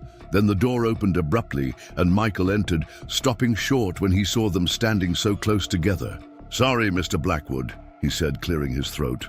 "Sheriff Cooper's here, says he needs to speak with you immediately." Thomas stepped back, his professional demeanor returning. "Send him in." Sheriff Frank Cooper was a solid man with a weathered face and tired eyes that had seen too much frontier justice. He removed his hat as he entered, nodding politely to Elena before addressing Thomas. "Mr. Blackwood, Miss Reyes, hate to disturb you at a time like this, but there's a situation in town you should be aware of." "What kind of situation?" Thomas asked, tension returning to his shoulders. The sheriff sighed. "The kind with torches and angry voices. Mayor Whitman's called an emergency town meeting at the hall. He's riling people up, saying the sabotage here is just the beginning, that bringing foreigners to Silverdale threatens everyone's safety and prosperity." Elena felt her stomach tighten. "He is using what happened here to turn the town against us." "Against you specifically, ma'am," the sheriff confirmed, having the decency to look uncomfortable. "And against the Mexican workers Mr. Blackwood plans to hire. Whitman's spinning quite a tale, claiming they'll take jobs from locals, bring crime and disease, undermine the town's Christian values." "That's absurd," Thomas snapped. "The new workers would be for expansion, not replacing anyone. And as for disease and crime, He broke off, too angry to continue. "I know it's nonsense," Sheriff Cooper agreed, "but folks are scared after what happened here, and scared people believe what they want to believe. Whitman's proposing a town ordinance against hiring foreign workers and," he hesitated, glancing at Elena, "against marriages between Americans and, well..." "Say it, Sheriff," Elena prompted, her voice steady despite the cold dread spreading through her. "Non-whites," Cooper finished reluctantly. "It's ugly business, Miss Reyes, and I want no part of it. But as sheriff, I need to warn you. The crowd's getting worked up. There's talk of coming up here to confront Mr. Blackwood directly." Thomas's face hardened into a mask of cold fury. "Let them come. I have 30 armed guards who can explain the concept of private property." "That's exactly the kind of confrontation Whitman wants," the sheriff warned. "Violence would only prove his point about the dangers you supposedly represent." "What do you suggest instead?" Elena asked. Cooper turned to her, surprised by her calm question. "Honestly, ma'am, I'd suggest laying low until this blows over. The wedding's not till Sunday. Given a few days, cooler heads might prevail. Or Whitman might succeed in turning the entire town against us," Thomas countered. The sheriff had no answer for that. After he left, Thomas paced the office, anger radiating from him in palpable waves. Elena watched him, her own emotions, a complex tangle of fear, indignation, and a growing resolve. "I should face them," she said suddenly. Thomas stopped mid-stride. "What?" "The town meeting. I should go and speak for myself. Let them see me as a person, not a threat." "Absolutely not," Thomas said firmly. "It's too dangerous. Crowds can turn ugly in an instant. And hiding makes me appear guilty of whatever they imagine," Elena argued. "Dr. Freeman told me that running gives them power. He was right." Thomas's expression softened with concern. "Elena, these aren't just unfriendly stares or unkind words. This is a mob being deliberately inflamed against you. I won't risk your safety." "It is not your decision to make," she replied, lifting her chin. "I came to Silverdale to build a life, not to cower in shadows. If I cannot walk freely in what would be my home, what future do we have?" The question hung between them, unanswerable. Before Thomas could respond, a commotion erupted outside. Shouts, the clatter of horses' hooves on packed earth, men's voices raised in alarm. Michael burst through the door without knocking. "Mr. Blackwood, they're here, 50 or more of them, with Whitman at the lead." Thomas moved to the window. In the yard below, torchlight illuminated a crowd of townsmen facing off against the mine's guards. At their head stood Harold Whitman, his face flushed with self-righteous indignation. "Thomas Blackwood," he bellowed, "come out and answer to the people of Silverdale." Thomas turned to Elena, his expression grave. "Stay here." "Lock the door behind me." "No," she said, moving to his side. "I'm coming with you." And for a moment she thought he would forbid it, use his physical strength to force her compliance. Instead, after searching her face, he offered his arm. "Together, then." The night air bit at Elena's skin as they stepped onto the office's small porch, elevated enough to be visible to the entire crowd. A hush fell over the yard, faces turning upward, torchlight casting grotesque shadows that made even familiar faces seem menacing. Elena's heart hammered against her ribs, but she kept her spine straight, her expression composed. "This is private property, Harold," Thomas called, his voice carrying easily in the silence. "Your grievances can wait until morning." Mayor Whitman stepped forward, his expensive coat and polished boots a stark contrast to the working clothes of the miners he had rallied.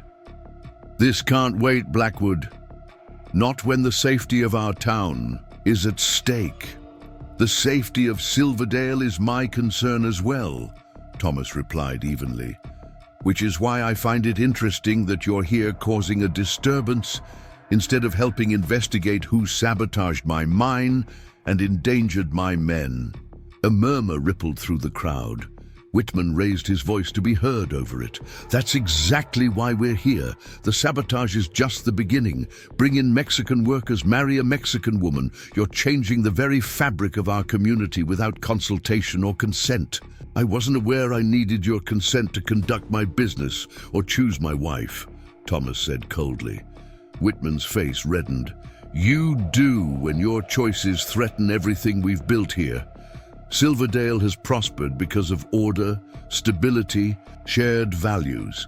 You would undermine all of that for what? Cheaper labor, exotic companionship." The crude implication sent a ripple of uncomfortable laughter through some of the crowd, while others shifted uneasily. Elena felt Thomas tense beside her, his jaw clenching with barely controlled rage.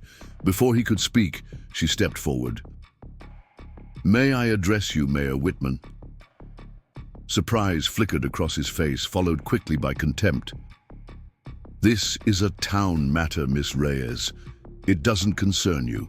"It seems to concern me very directly," Elena replied, her voice clear and steady, despite her racing heart. "Since you have made me the center of your objections." Another murmur passed through the crowd, this one tinged with curiosity. Elena scanned their faces, recognizing shopkeepers, hotel staff, men she had passed on the street during her few days in Silverdale. Most avoided her gaze, but a few met it directly. Some with hostility, others with uncertainty, a handful with what might have been sympathy. "You do not know me," she continued, addressing the crowd rather than Whitman. "Yet you have been told to fear me, to see me as a threat to your town, your jobs, your way of life. I ask you, what have I done to harm any of you?" Silence greeted her question.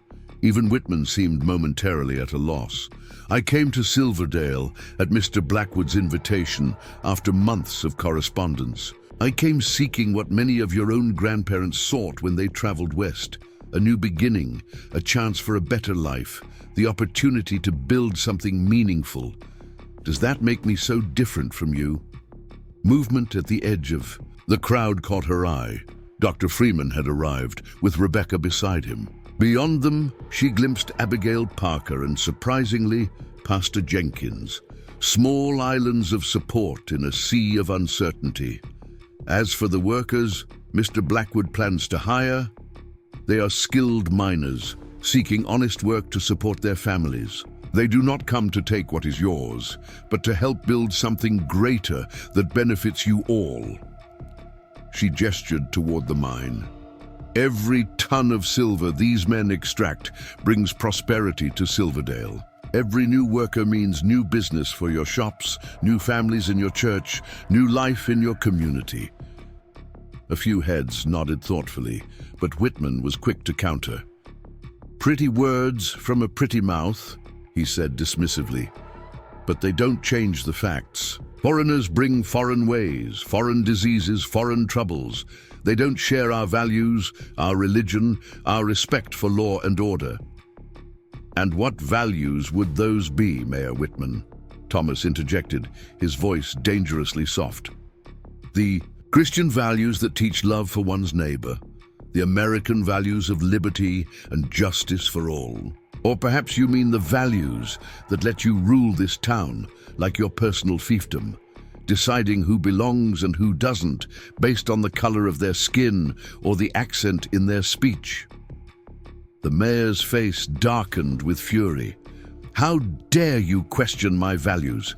I built Silverdale from nothing. When I came here, this was a mining camp with 3 saloons and a cemetery. I brought civilization, order, respectability." "You brought your version of those things," Thomas corrected, "and now you fear anything that might challenge your authority or your narrow vision of what Silverdale should be." Whitman turned to the crowd, arms spread wide. "Listen to him. This is what we face. A man who would destroy everything we've built, who cares more for foreigners than for his own kind." "That's not true, and you know it," called a voice from the crowd. Dr. Freeman stepped forward, his dignified presence commanding attention. Thomas Blackwood has done more for this town than anyone, yourself included. The mine employs half the men here, supports their families, funds the school, the doctor's office, even your precious town hall, Harold. Samuel, stay out of this, Whitman warned. Your situation is different. Rebecca Freeman moved to her husband's side, her gaze unflinching. Different how exactly? Because my skin is brown? Because my grandmother was Cherokee? Or because we've been here long enough that you've decided we're acceptable exceptions to your rule? An uncomfortable silence fell over the gathering.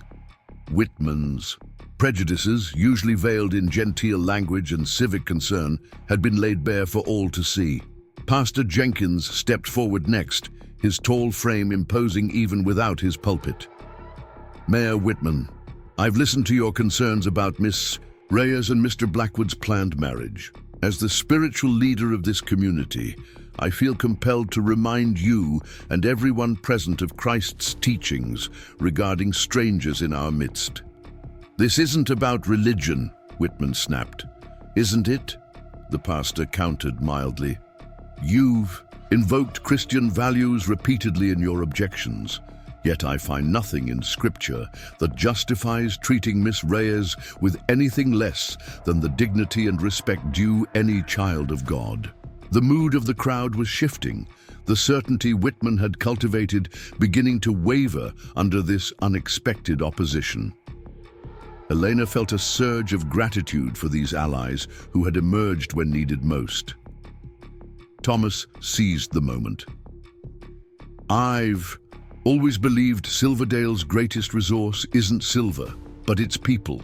Hard-working, honest, fair-minded people who judge others by their character, not their origins.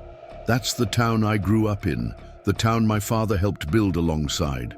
Many of your fathers and grandfathers. He paused, his gaze sweeping the assembled faces. Is that still Silverdale, or has it become something else when I wasn't looking? A long silence followed his question. Finally, an older miner near the front spoke up. Mr. Blackwood, I've worked your mine for 20 years. Never once did you treat any man unfairly because of where he came from.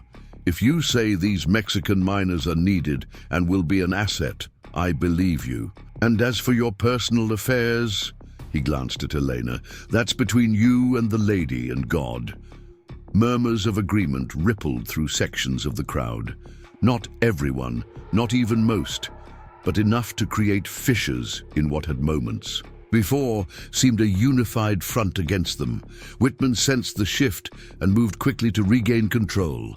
This isn't about one woman or one group of workers, he insisted. It's about precedent.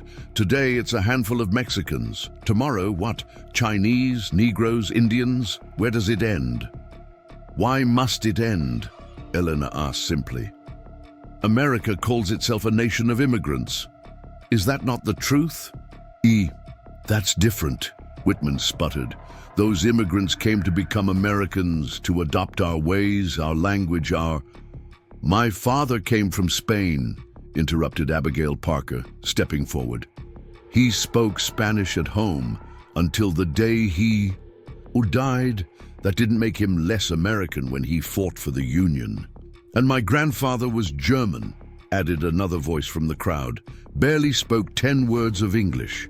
As more voices joined the chorus, some supportive, others still hostile, Eleanor felt Thomas's hand close around hers. She glanced up to find him watching her with a mixture of pride and wonder, as if seeing her fully for the first time. You're remarkable, he said quietly, his words for her alone. Martha Whitman had been lingering at the edge of the gathering, but now she pushed forward to her husband's side. Her face was flushed with anger, her elaborate hat askew as if she had rushed from some social engagement to join the confrontation. This has gone far enough, she declared, her voice cutting through the crowd's murmurs. While you all stand here debating, you're missing what's really happening. This woman, she jabbed a finger toward Elena, isn't just marrying into our community. She's the vanguard of an invasion. The dramatic accusation momentarily silenced the yard. Even Harold looked startled by his wife's vehemence. Martha, he began, trying to moderate her tone, but she was beyond restraint. "No, Harold, they need to hear the truth. Thomas Blackwood isn't just bringing a bride from Mexico. He's bringing an entire colony. He plans to establish a Mexican quarter in Silverdale with their own church, their own stores, their own rules." Her voice rose to near hysteria. "Before long, they'll outnumber us in our own town." "That's absurd," Thomas said flatly. "I'm hiring skilled workers for the mine, not establishing a colony." "Then deny it," Martha challenged. "Deny that you've purchased the old Henderson property east of town. Deny that you've been in talks with a Catholic priest from Santa Fe about establishing a parish here." A ripple of consternation passed through the crowd. Thomas's jaw tightened, and Elena realized with a sinking feeling that at least part of Martha's accusation held some truth. "I did purchase the Henderson land," Thomas acknowledged, "as housing for workers and their families. As for the Catholic Church, yes, I corresponded with a priest about serving the spiritual needs of those workers. Just as I've supported the Baptist Church, the Methodist Church, and even your Episcopalian congregation, Martha." "You see," Martha cried triumphantly, "he admits it. This is just the beginning. First a Mexican bride, then Mexican workers, then a Mexican town rising within Silverdale until it swallows us whole." Fear flickered across faces in the crowd. Even those who had moments before seemed sympathetic now looked uncertain, swayed by Martha's apocalyptic vision. Elena stepped forward once more, desperation lending her courage. "Please, listen to me. I did not come here to change Silverdale or threaten your way of life. I came seeking a home, a husband, a community where I might contribute and belong. Is that so frightening, so dangerous?" Her plea hung in the air, met with uncomfortable silence. Then, from the back of the crowd, a new voice spoke. Young, female, trembling slightly with nerves but determined. "I believe her." The crowd parted to reveal Rose Wilson, Thomas's housekeeper, clutching her shawl tightly around her shoulders as all eyes turned to her.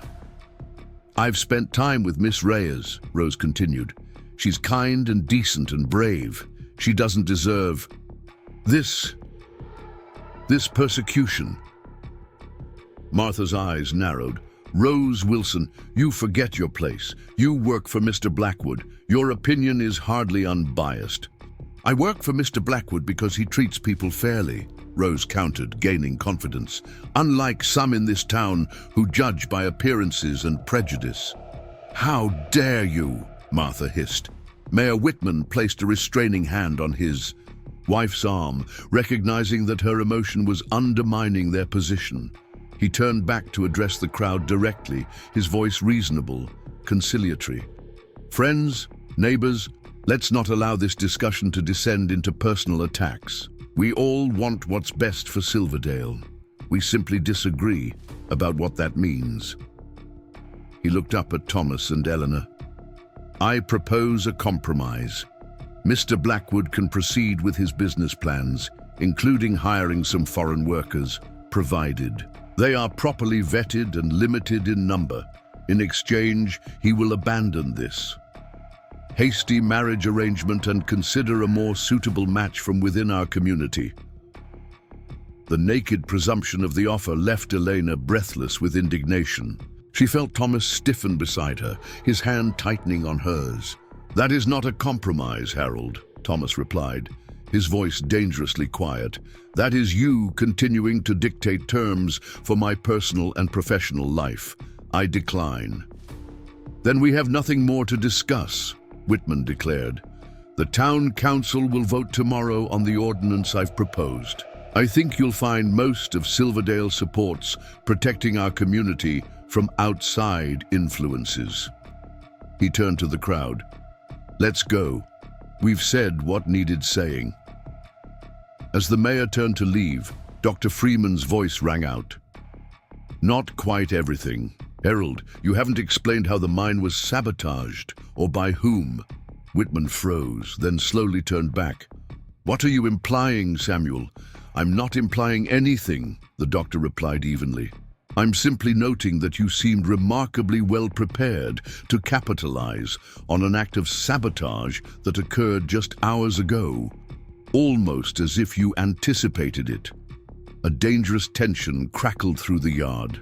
Whitman's face drained of color, then flushed with rage. That's an outrageous accusation.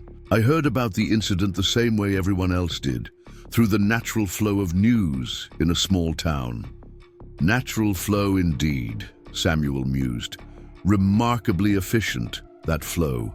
Efficient enough that you had time to draft an ordinance, gather supporters, and march up here while the sabotage was still being investigated. Sheriff Cooper stepped forward, his hand resting meaningfully on his holster. That's a serious charge, Doc. Best be careful about making accusations without proof. I'm not accusing, Sheriff, Samuel replied calmly. I'm observing an interesting coincidence, one among many in recent days. Thomas was watching the exchange with growing intensity. What other coincidences, Samuel? The doctor stroked his beard thoughtfully. Well, there's the timing of Miss Reyes's arrival and the sudden urgency of Harold's concerns about foreign workers. There's Martha somehow learning about private business, arrangements that weren't public knowledge. And there's the curious fact that the sabotage targeted the exact type of equipment that would cause maximum disruption with minimum risk of actual fatalities. All eyes had turned to Mayor Whitman, who was beginning to look cornered despite being surrounded by supporters. Martha clutched at his arm, her expression a mixture of fear and defiance. This is absurd, Whitman declared, but his voice lacked its earlier conviction. I had nothing to do with the sabotage, and I resent the implication. Sheriff, I want these slanders recorded. Sheriff Cooper looked uncomfortable. No law against speculation, Mayor. A new voice joined the conversation, Michael Davis, stepping forward from where he had been standing quietly near Thomas. There might be evidence, though. One of the men found a handkerchief near the damaged cable, fine linen with embroidered initials. Whitman's face went ashen. What initials? HW, Michael replied, his eyes never leaving the mayor's face. Monogrammed in the corner. Very distinctive. Very expensive. That means nothing, Whitman blustered. I've lost handkerchiefs before. Anyone could have planted it. Perhaps, Michael agreed. But combined with the footprints, size 11 boots, expensive leather from the tread pattern, it does raise questions. The mayor looked around wildly like a trapped animal. This is a setup. Blackwood is framing me to distract from his own plans to destroy our town's character. But the damage was done. Doubt had crept into the faces of his supporters. Some were already backing away, unwilling to be associated with sabotage that had endangered miners, their friends, neighbors, family members. Martha sensed the shifting mood and tugged urgently at her husband's sleeve. Harold, this has gone far enough. Let's go home. For a moment it seemed Whitman might resist, might push the confrontation further. Then his shoulders sagged in defeat. This isn't over, Blackwood, he warned. But the threat sounded hollow, the bluster of a man who had overplayed his hand and knew it. As the Whitmans retreated, followed by their dwindling supporters, Thomas turned to Michael. Was there really a handkerchief? Michael grinned. No, sir, but I've been watching the mayor's face when he lies for years. Figured it was worth a bluff. Thomas shook his head, torn between admiration and concern. He'll realize he's been tricked by morning, and he'll be twice as dangerous then. Perhaps, Dr. Freeman agreed, joining them on the porch. But he's also been exposed. Many who were willing to follow him when it was about protecting the town's character will think twice now that sabotage is in the mix. Elena watched the torches receding down the mountain road, her emotions a tangled knot of relief, exhaustion, and lingering fear. What happens now? Thomas turned to her, his expression softening as it always did when their eyes met. Now we get you back to the boarding house. It's been a long night. And tomorrow? She pressed. Tomorrow we continue preparations for our wedding, he said firmly. Unless... He hesitated, suddenly uncertain. Unless you've reconsidered. After tonight, no one would blame you. Elena studied his face in the lantern light.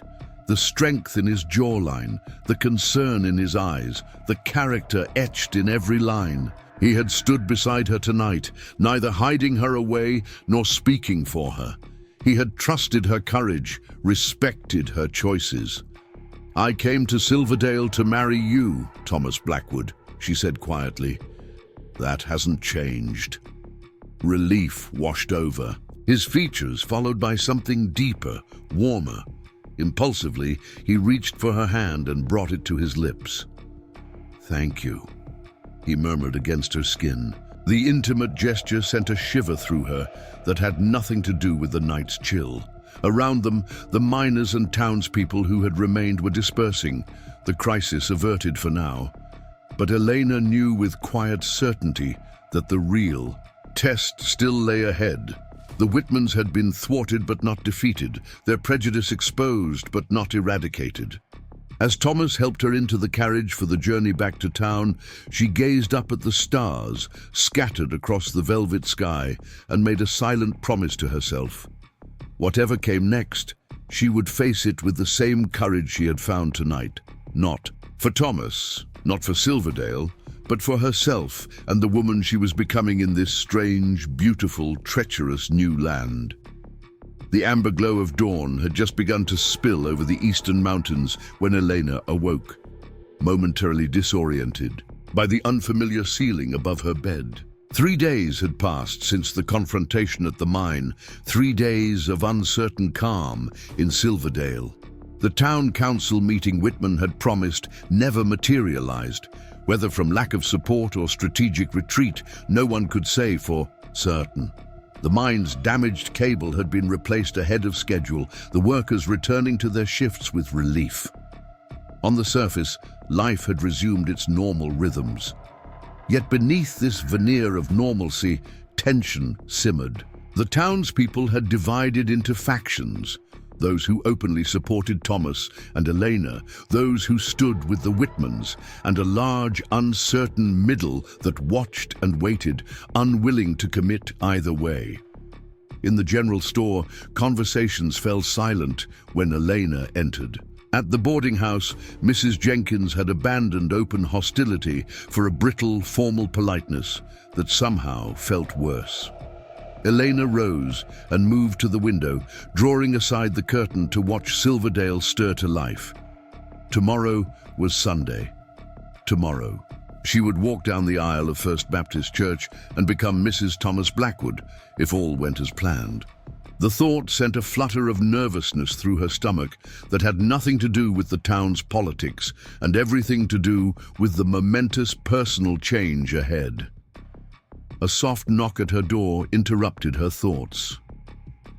"Miss Reyes," came Rose Wilson's voice. "Are you awake?"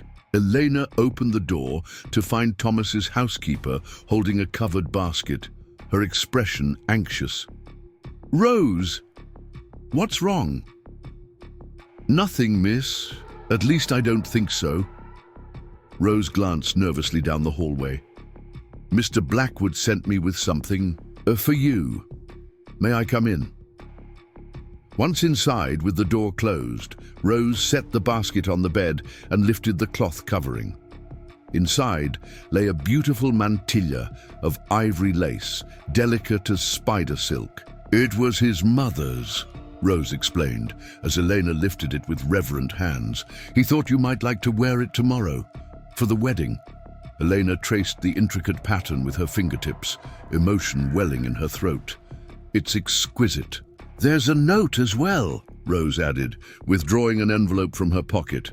Elena unfolded the single sheet of paper, recognizing Thomas's bold handwriting. "Elena, this belonged to my mother, who wore it at her own wedding. She would be proud, as I am, to see you wear it at ours. I apologize for not delivering it myself, but tradition suggests the groom should not see his bride on the wedding day. Since tomorrow will be filled with ceremony, I've taken the liberty of arranging a surprise for you this evening. Rose will explain." Until tomorrow, Thomas Elena looked up from the letter to find Rose watching her with a small smile. What surprise! Mr. Blackwood has arranged a small gathering tonight, a proper dinner at his home, for you to meet some of his closest friends before the wedding. Dr. and Mrs. Freeman will be there, and Abigail Parker, a few others who've shown kindness to you. Warmth spread through Elena's chest at the thoughtfulness of the gesture. After days of feeling like an outsider, the promise of a friendly gathering, a welcome into the inner circle of Thomas's trusted friends, meant more than any expensive gift could have. There's more, Rose continued, reaching into the basket again. She withdrew a folded garment of deep crimson silk. He asked me to bring this for you to wear tonight. Said the color reminded him of the fire in your spirit. Elena unfolded the dress, gasping softly as the rich fabric cascaded over her arms. It was beautifully made, with a modest neckline, but elegant lines that would accentuate her figure without being inappropriate. "It's perfect," she murmured. "He has good taste," Rose agreed with a smile. "Better than most men, anyway." She hesitated. "There's something else you should know, Miss Reyes. About tonight." Eleanor looked up, catching the note of concern in Rose's voice. "What is it?" "Mayor Whitman was seen leaving town early this morning, riding hard for Denver. No one knows why or when he'll return." A chill ran down Elena's spine despite the room's warmth. "And Mrs. Whitman?" "Still here, hosting a tea for the church ladies this afternoon." Rose's lips thinned with disapproval, planning for the harvest social as if nothing's amiss. Elena carefully laid the dress and mantilla on her bed. "What does Thomas think of the mayor's sudden departure?" "He's cautious," Rose admitted. "Sheriff Cooper's keeping an eye on the situation. But Mr. Blackwood wanted tonight to be special for you, without worries or interruptions." After Rose left, Eleanor sat on the edge of her bed, thoughts whirling. Harold Whitman's absence on the eve of the wedding couldn't be coincidence. Was he gathering reinforcements, seeking legal means to stop the ceremony, or simply retreating in defeat? Whatever the reason, she wouldn't allow it to overshadow what should be a joyful time. The day passed in a flurry of final preparations. Elena visited the church with Rebecca Freeman, who helped her become familiar with the modest sanctuary where she would speak her vows. They walked together through the town afterward, ignoring the stares that followed them. "People will always talk," Rebecca said philosophically as they passed a group of whispering women. "The trick is not letting it matter." "How did you do it?" Eleanor asked. "When you first came to Silverdale with Dr. Freeman?" Rebecca smiled, the fine lines around her eyes crinkling. "One day at a time. I made myself indispensable, learned everything Samuel knew about medicine, then taught him what my grandmother knew about healing. Soon enough, people who turned up their noses at a Cherokee woman were coming to our door begging for my remedies. And that changed their minds." "Some of them," Rebecca acknowledged. "Others still cross the street to avoid me, 20 years later. But I stopped caring what they thought a long time ago." She squeezed Eleanor's arm gently. "Find the people worth loving, Eleanor. The rest don't matter." By evening, Eleanor was dressed in the crimson silk, her hair arranged in an elegant updo, with a few loose curls framing her face. She studied her reflection in the small mirror, barely recognizing the woman who stared back. Confident, composed, ready to claim her place in a new world. The girl who had stepped off the train just days ago seemed a distant memory. Thomas sent Michael with the carriage at precisely 7 o'clock. As they traveled the now familiar road up to Blackwood Manor, Elena noticed additional lamps illuminating the driveway, and through the trees, she caught glimpses of paper lanterns strung across the veranda. The effect was magical against the deepening twilight. The carriage pulled up to the front steps, where Thomas waited to help her down. He wore a formal black suit that emphasized the breadth of his shoulders, his dark hair neatly combed, his beard trimmed close to his jaw. When he saw her, his expression transformed from polite anticipation to stunned appreciation. "Elena," he breathed, taking her gloved hand in his. "You're beautiful." She smiled, enjoying the warmth that bloomed in her chest at his undisguised admiration. "The dress is lovely, thank you." "It's not the dress," he said, echoing his words from days earlier. "It's never been the dress." He tucked her hand into the crook of his arm and led her into the house, which had been transformed for the evening. Fresh flowers adorned every surface, their fragrance mingling with the scent of beeswax candles and roasting meat. The sound of conversation and laughter drifted from the dining room, where a dozen people were gathered around a table gleaming with silver and crystal. Dr. Freeman and Rebecca were there, as promised, along with Abigail Parker and her husband James. Pastor Jenkins sat near the head of the table, deep in conversation with an older man Elena didn't recognize. Rose Wilson stood near the kitchen door, supervising the service rather than providing it herself.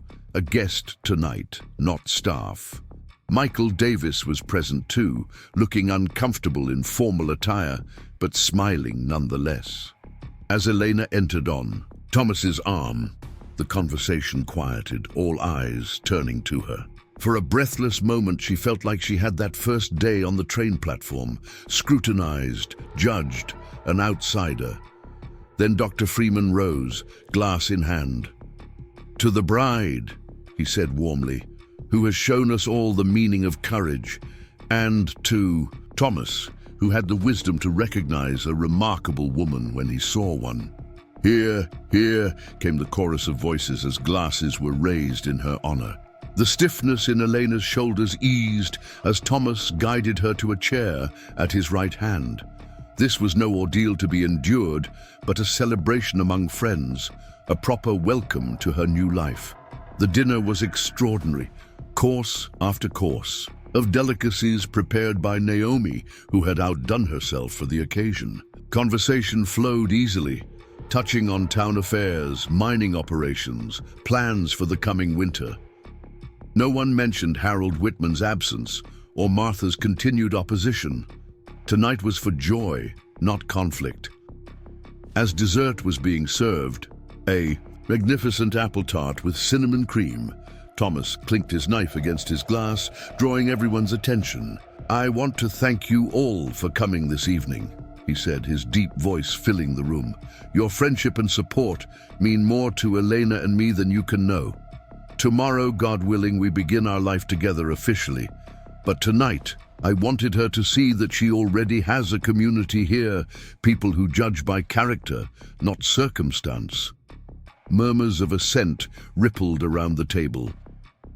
Elena felt a lump forming in her throat at the simple, heartfelt words and the genuine warmth reflected in the faces surrounding them.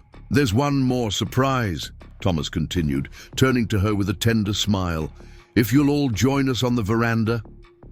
Curious, the guests rose and followed Thomas outside, where the paper lanterns cast a golden glow over the wooden railing. The night was clear, stars scattered like diamonds across the velvet sky, a three-quarter moon illuminating the valley below. "What?" Elena began. But the question died on her lips as music drifted up from the shadows at the edge of the property. A guitar, softly strummed, joined by a violin. The melody was hauntingly familiar, a folk song from her homeland that she hadn't heard since leaving Mexico. From the darkness emerged four musicians, their faces unfamiliar, but their music speaking directly to Elena's heart. Behind them came others, men, women, children, perhaps 20 in all, carrying lanterns and smiling shyly as they approached the veranda. "Thomas?" Elena whispered, questioning. "The advance party," he explained quietly. "Workers from the mining community in Arizona I told you about. They arrived this afternoon. Families, not just laborers." I wanted you to meet them before everyone else, to welcome them as I hope you've been welcomed." The simple thoughtfulness of the gesture touched Eleanor deeply. Thomas had understood, without her saying so, how much it would mean to her to hear her native music, to see faces that reflected her own heritage, to know she would not be the only one of her kind in Silverdale. A tall man with silver-streaked black hair stepped forward from the group, removing his hat respectfully. "Senor Blackwood," he said in accented English, "we thank you for the opportunity to work in your mine, and we congratulate you on your marriage." He turned to Elena with a warm smile. "Señorita, it is good to see one of our own being welcomed with such honor." Elena responded in Spanish, her native language flowing easily after days of careful English. "The honor is mine. Please tell me your names." For the next hour, she moved among the newcomers, learning their stories, introducing them to Thomas's guests, building bridges between worlds. The musicians played on, their music eventually shifting to tunes that had the children clapping and the adults tapping their feet. When Thomas offered his hand to Elena for a dance, she accepted without hesitation, and soon the veranda had become an impromptu dance floor, formal and informal mingling in a celebration that transcended boundaries. As midnight approached, the party began to disperse. Thomas had arranged lodging for the new arrivals in cabins on his property until more permanent housing could be prepared. The dinner guests departed with warm embraces for Elena and handshakes for Thomas. Finally, only the two of them remained on the veranda, the last lanterns flickering low. "Thank you," Elena said softly, turning to face Thomas in the gentle light. "For everything. Tonight was perfect." He smiled, reaching out to brush a loose curl from her cheek. "I wanted you to see what Silverdale could be, what it will be with time and patience and courage," she added, "from all of us." Thomas's expression grew serious, his blue eyes searching hers. "Are you certain, Eleanor? About tomorrow? About me? It won't be easy even after the wedding. The Whitmans won't give up their fight easily." Elena considered his question carefully, wanting her answer to reflect the truth in her heart. "I came here seeking security, a home, a future. I thought I would find those things in marriage, in becoming Mrs. Blackwood." She paused, gathering her thoughts. "What I've found instead is something I never expected, my own strength, my own voice, and a man who values those things rather than fears them." Something shifted in Thomas's gaze. Tenderness mingled with a deeper emotion she wasn't yet ready to name. Slowly, giving her every chance to withdraw, he leaned forward and pressed his lips to hers. The kiss was gentle, questioning at first, then warming as Eleanor responded, her hands coming to rest lightly on his chest. When they parted, both a little breathless, Thomas rested his forehead against hers. "Until tomorrow, then," he murmured. The ride back to the boarding house was quiet. Elena lost in thought. Michael discreetly focused on the road ahead. The events of the evening had cast a warm glow over her spirit, yet a shadow of unease lingered at the edges of her consciousness. Harold Whitman's absence hung like a storm cloud on the horizon of her happiness. At the boarding house, light still burned in the parlor despite the late hour. As Elena bade Michael goodnight and turned toward the door, it swung open to reveal Sheriff Cooper, his expression grave. "Miss Reyes," he acknowledged with a touch to his hat brim, "I was hoping you'd return soon. There's a situation we need to discuss." Inside, Mrs. Jenkins hovered in the background, her curiosity warring with her usual disapproval. The sheriff guided Elena to the parlor, closing the door firmly against the landlady's eavesdropping. "What's happened?" Elena asked, her heart beginning to race. "Is it Thomas?" "Mr. Blackwood is fine," Cooper assured her quickly, "but there's been a development concerning Mayor Whitman." He hesitated as if unsure how to proceed. "He returned from Denver an hour ago, with papers." "What kind of papers?" Legal documents. He's filed a complaint with the territorial court, claiming Mr. Blackwood is violating labor regulations by bringing in foreign workers. The sheriff's expression darkened, and he's seeking an injunction against your marriage on grounds that it violates public morality. Elena felt as if the floor had dropped from beneath her feet. Can he do that? Legally? It's questionable, at best.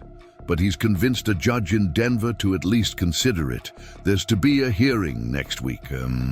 Cooper sighed heavily. In the meantime, he's claiming the marriage should be postponed pending the court's decision. Anger flared in Elena's chest, burning away the shock. And what do you think, Sheriff Cooper? The question seemed to surprise him. What I think doesn't matter much, Miss Reyes. I enforce the law, not make it. But you have an opinion, she persisted, as a man, not just a sheriff. Cooper studied her for a long moment, then shook his head with a wry smile. You don't give an inch, do you? All right. My opinion is that Harold Whitman is a pompous fool who's overplayed his hand. This injunction won't stand, but it might cause enough trouble to satisfy his pride. And the wedding? Tomorrow? That's where things get complicated. Cooper removed his hat, running a hand through his thinning hair. Pastor Jenkins has been served notice of the injunction. If he performs the ceremony before the court rules, he could face charges. Elena's hands clenched in her lap. So the mayor wins. Not necessarily. The sheriff leaned forward, lowering his voice, though they were alone. The injunction only applies within the jurisdiction of Silverdale. 2 miles east, you're in Clear Creek County. Different jurisdiction. Hope flickered within her. And there's a minister there who would marry us. Better than that. There's a judge who owes me a favor and has no love for Harold Whitman. Cooper stood, settling his hat back on his head. I've already sent word to Mr. Blackwood. If you're determined to go through with this wedding tomorrow, be ready at dawn. I'll escort you myself. After the sheriff left, Elena sat motionless in the parlor's faded armchair, her mind racing. The crimson dress that had felt so perfect hours ago now seemed to weigh on her shoulders, the evening's joy overshadowed by this new obstacle. Mayor Whitman hadn't abandoned his fight. He had merely changed battlefields, moving from public opinion to legal maneuvering. The clock in the hall chimed 1, startling her from her thoughts. Whatever decision she made, she would need her strength. Tomorrow. She rose and climbed the stairs to her room, each step heavy with the burden of choice. Inside, a small lamp had been left burning, casting long shadows across the bed where the ivory mantilla lay. Thomas's mother's legacy, a symbol of the family she would join tomorrow. Or would have joined, if not for Harold Whitman's interference. Elena moved to the window, gazing out at the quiet street below. Silverdale slept, unaware of the drama unfolding within its boundaries. Somewhere across town, Martha Whitman would be awake, perhaps, celebrating this victory over the foreign intruder who threatened her perfect society. Thomas would be awake too, she knew, planning, strategizing, determined to overcome this latest obstacle. But what did Elena want? The question echoed in her mind as she prepared for bed. To marry Thomas, yes. That desire had only grown stronger with each day in his company. But at what cost? Slipping away at dawn like thieves, being married by a stranger in a strange place, beginning their life together under a cloud of controversy and legal challenge. Sleep came fitfully, troubled by dreams of running down endless corridors, pursued by faceless figures. When she woke, the first pale light of dawn was seeping through her curtains. For a moment she lay still, listening to the silence of the boarding house. Then, with sudden clarity, she knew what she must do. She rose and dressed quickly, not in a wedding gown, but in the simple blue dress she had worn on her first full day in Silverdale. She packed her few belongings efficiently, leaving the crimson dress hanging in the wardrobe, but carefully folding the mantilla into her valise. A note to Mrs. Jenkins, explaining her departure and thanking her for her hospitality, completed her preparations. The boarding house was still quiet as she descended the stairs, but a figure waited in the shadowed entryway, Sheriff Cooper, hat in hand, expression questioning. "You're leaving," he observed, noting her valise. "Yes, but not the way you think." Elena's voice was steady, her resolve firm. "I need your help, Sheriff, but not to escape to Clear Creek County." His brows rose. "What kind of help, then?" "I need to speak with Pastor Jenkins immediately." 20 minutes later, Elena stood in the pastor's study, outlining her plan while Thomas paced the small room, equal parts admiration and concern in his expression. "It's too risky," he argued. "Whitman will never agree." "He doesn't need to." "Agree," Elena replied calmly. "He only needs to be present." Pastor Jenkins stroked his chin thoughtfully. "It could work, but it would require perfect timing and—" He glanced at Thomas.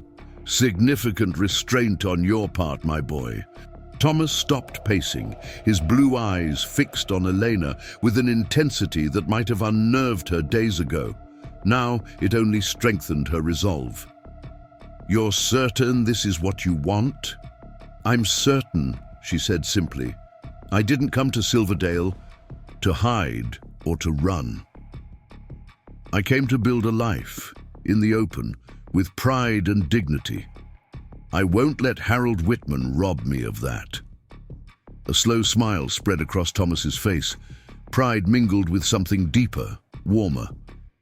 "Then let's give Mayor Whitman the surprise of his life." Ulbay, the First Baptist Church of Silverdale, was filled to capacity that Sunday morning. The usual congregation swelled by curious onlookers, drawn by rumors of conflict between the town's most powerful men. Harold Whitman sat in the front pew, Martha beside him, both radiating smug satisfaction. The legal documents had been delivered, the wedding prevented, the natural order of their small society preserved. Pastor Jenkins ascended to the pulpit at precisely 11 o'clock, his gaunt face solemn as he surveyed his flock. "This morning," he began, his resonant voice filling the sanctuary, "we gather as always to worship God and seek His guidance in our lives. But today we also face a moment of decision for our community." A murmur rippled through the congregation. This was not the usual opening to Sunday services. Mayor Whitman has raised legal objections to the union of Thomas Blackwood and Elena Reyes, the pastor continued, directing his gaze to the front pew. "He claims such a marriage violates public morality and community standards. As your spiritual leader, I am bound to consider such objections seriously." Harold Whitman nodded in satisfaction, while Martha's lips curved in a triumphant smile. "I have indeed considered them," Jenkins said gravely. "I have prayed on them, searched the scriptures and examined my conscience, and I have reached a conclusion." He paused, allowing tension to build in the hushed sanctuary. "The book of Acts tells us, God does not show favoritism, but accepts from every nation the one who fears him and does what is right. The Gospel of Matthew instructs us to love your neighbor as yourself. And in Galatians we learn that there is neither Jew nor Gentile, neither slave nor free, nor is there male and female, for you are all one in Christ Jesus." The pastor's voice strengthened, his tall frame seeming to grow as he delivered his verdict. "I find nothing in God's word that supports denying marriage to two people based on their different origins. Indeed, I find the opposite, a clear call to recognize our common humanity and the dignity of all God's children." Whitman half rose from his seat, face flushing. "You've been served with a legal injunction, Pastor. You cannot—" "I am well aware of the legal document, Mayor Whitman," Jenkins interrupted calmly. "It forbids me from performing a specific ceremony at a specific time. It does not, however, prevent me from following God's law rather than man's when the two conflict."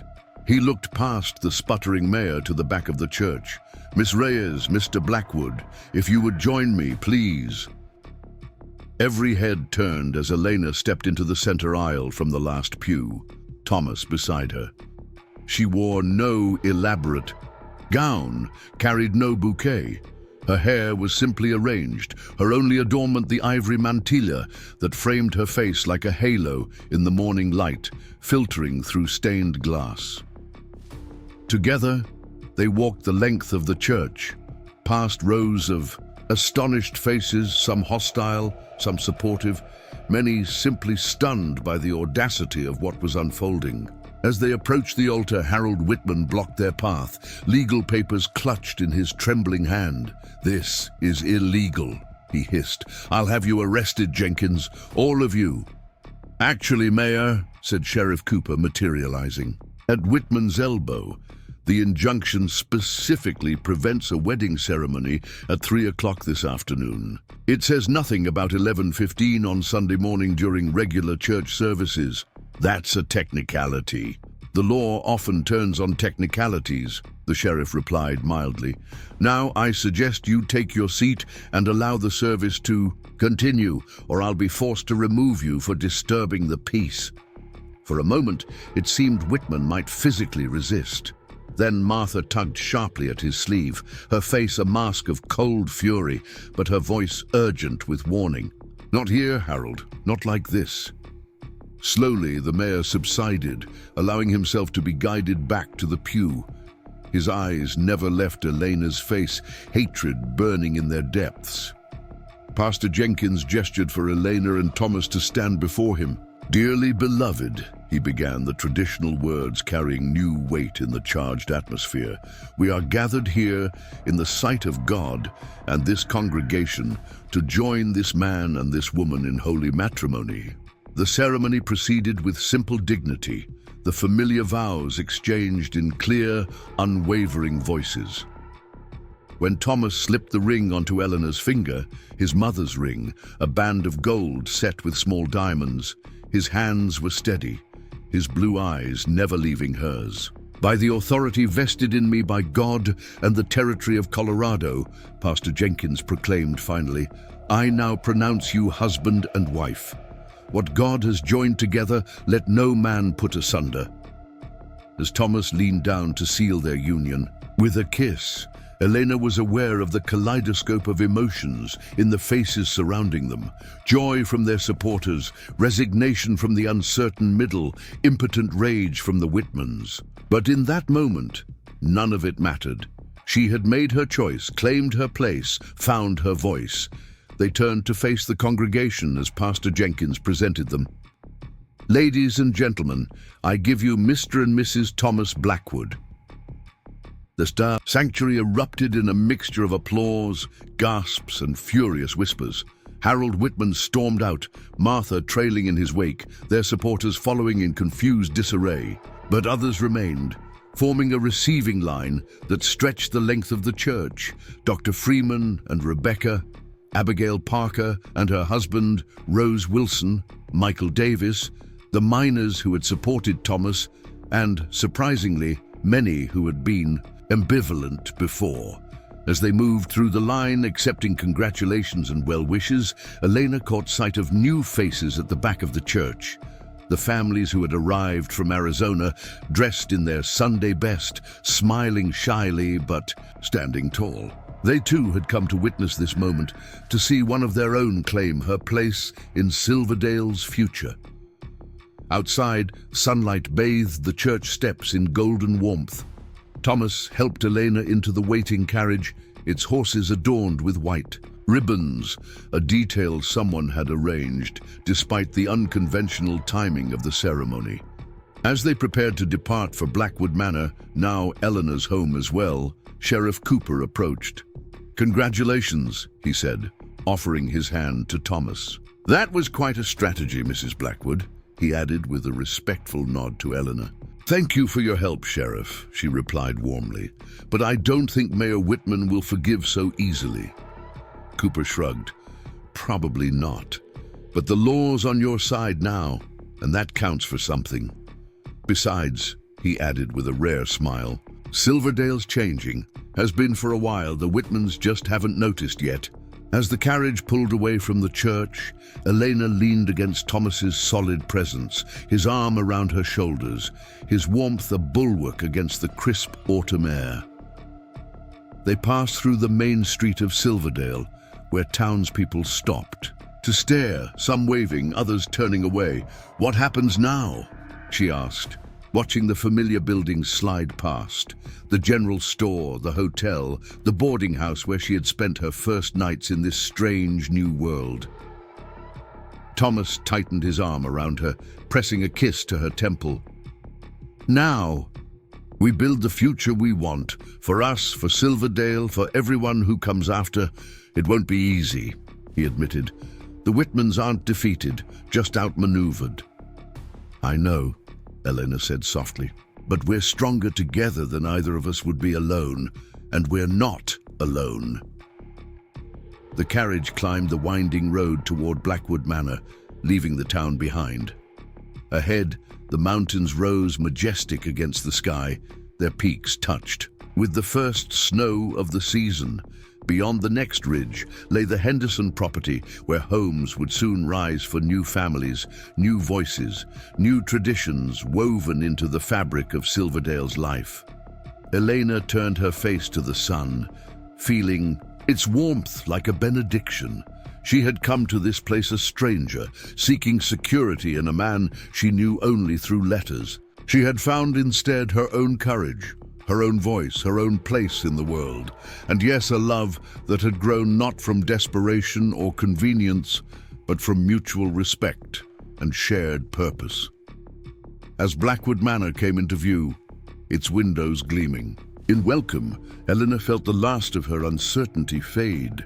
Whatever challenges lay ahead, and there would be many, she would face them not as a mail-order bride rejected for being too dark, but as Elena Blackwood, a woman who had defined herself through her own choices and her own strength. The carriage rolled to a stop before the house that was now her home. Thomas jumped down and turned to lift her, his hands strong and sure at her waist. As her feet touched the ground, he didn't immediately release her, instead gazing down with an expression of wonder and pride that made her heart race. "Welcome home, Mrs. Blackwood," he said softly. Elena smiled up at him, her heart full. "I am home," she agreed. And for the first time since arriving in Silverdale, she truly meant it. 2 years had transformed Silverdale beyond recognition. Where once a single main street had defined the town's boundaries, now neighborhoods spread outward like ripples in a pond. The Henderson property, once empty land, bustled with life. Neat rows of houses painted in warm colors, a small mercantile run by Miguel Ortiz, and a chapel where Father Dominguez led services each Sunday afternoon after Pastor Jenkins finished at First Baptist. Elena watched this growth from the wide veranda of Blackwood Manor, her hands resting lightly on the swell of her belly where their first child grew. The morning air carried the scent of pine and wood smoke, familiar now after 2 years as mistress of this house, as Thomas's wife, as a central figure in Silverdale's transformation. "Daydreaming again?" Thomas's voice came from behind her, warm with affection. His arms encircled her, hands covering hers protectively over their unborn child. "Remembering," she corrected, leaning back against his solid presence. "How different everything was when I arrived." Thomas chuckled, the sound rumbling through his chest against her back. "When Whitman nearly ran you out of town, you mean?" "When you nearly let him," she teased, turning in his embrace to face him. The years had softened nothing of his features, still handsome, still strong, but had added new lines of laughter around his eyes. "The greatest mistake I never made," he admitted, pressing a kiss to her forehead. "Speaking of Whitman, have you seen the newspaper from Denver?" Elena shook her head, and Thomas produced a folded paper from his pocket. The headline made her breath catch. "Former Silverdale mayor defeated in bid for state senate." "He lost by a considerable margin," Thomas explained, satisfaction evident in his tone. Seems his views on immigration and progress weren't as popular in Denver as he'd hoped. And Martha, still in Denver, from what Rebecca Freeman writes, hosting teas for diminishing circles of society ladies who share her opinions on who belongs where. He set the paper aside, his expression growing serious. "The children are coming today from the school." Elena nodded, a flutter of nervousness displacing her satisfaction over Whitman's defeat. "Everything is ready. Naomi has prepared enough food for 50 hungry children, and Rose has arranged the music room for the presentations." The school had been Elena's first major project after their marriage. Not just any school, but one where children of all backgrounds learned together, where Spanish was taught alongside English, where Silverdale's history included the contributions of miners from Mexico, Germany, Ireland, and China. Initially greeted with suspicion, the school had gradually won acceptance as the town's families recognized the advantages it offered their children. Today would be the first time the students visited Blackwood Manor, performing songs and recitations. They had prepared under Elena's guidance during her weekly visits. It was a small thing, perhaps, but another stitch in the social fabric she was helping to weave. One where the grand home on the hill wasn't a distant symbol of wealth, but a place where all were welcome. "You've changed this town," Thomas said, softly, as if reading her thoughts. "More than the new houses or the expanded mine or even the railroad spur. You've changed how people think." "Not everyone," Elena reminded him. "There are still those who cross the street rather than greet me. Fewer each month," he counted, "and none who matter." A sound from inside drew their attention. Naomi, calling that the first wagons were approaching. Hand in hand, they went to welcome their guests, moving with the easy synchronicity of a couple whose lives had become thoroughly intertwined. The children arrived in 2 wagon loads, 30 excited faces ranging from 6 to 12 years old. Their teachers, Miss Wilson, who had once been simply Rose the housekeeper, and Mr. Jimenez, brought from Arizona specifically for his teaching skills, struggling to maintain order amid the excitement. Elena greeted each child by name, from tow-headed Billy Cooper, the sheriff's grandson, to Maria Vasquez, whose family had arrived in the second wave of workers from Mexico. They filed into the house with wide eyes, their planned performances temporarily forgotten as they marveled at the grand staircase, the crystal chandelier, the paintings of mountain scenes that lined the hallway. "Children," Elena called, her voice gentle but firm, "let's gather in the music room. Remember what we practiced." They assembled with surprising order, arranging themselves by height before the grand piano where Miss Wilson took her place. The first song, "America the Beautiful," sung in clear young voices, brought unexpected tears to Elena's eyes. These children, with their mixed heritage and different backgrounds, united in simple harmony, represented everything she had hoped to build in her adopted home. The program continued, poetry recitations, a song in Spanish that even the English-speaking children had mastered phonetically, a short play about the founding of Silverdale that acknowledged the presence of native peoples before the first miners arrived. Throughout, Elena watched the faces of the parents who had accompanied their children, proud, moved, and notably comfortable in this mixed gathering in a way that would have been unimaginable 2 years earlier. After refreshments on the lawn, lemonade, and cookies for the children, coffee, and Naomi's famous apple cake for the adults, Elena found herself approached by Abigail Parker, whose friendship had been one of her earliest anchors in Silverdale. "You look radiant," Abigail said warmly, gesturing to Elena's pregnancy. "When is the baby due?" "September," Elena replied, her hand instinctively moving to her abdomen. "Dr. Freeman says everything is progressing perfectly." "I'm not surprised. You're the picture of health." Abigail's expression grew thoughtful as she watched the children playing a game of tag across the expansive lawn. "I remember when you first came to town. So much has changed." For the better, I hope. Undoubtedly. Abigail squeezed her hand. I wanted to tell you, James and I are expanding the store. We're going to carry goods that specifically cater to our new residents. Spices, fabrics, items from Mexico that people miss from home. Elena felt a surge of gratitude for this simple acknowledgement of the community's changing needs. That's wonderful, Abigail. It will mean so much to people. It's good business, Abigail said practically, though her smile suggested more altruistic motivations. And speaking of business, I should find James. We need to get back to the store.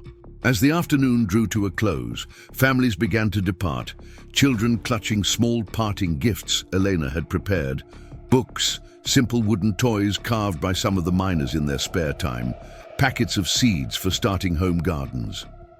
Thomas stood beside her as they waved goodbye to the last wagon, his arm solid around her waist. A success, I'd say, he observed as the wagon disappeared down the winding road toward town.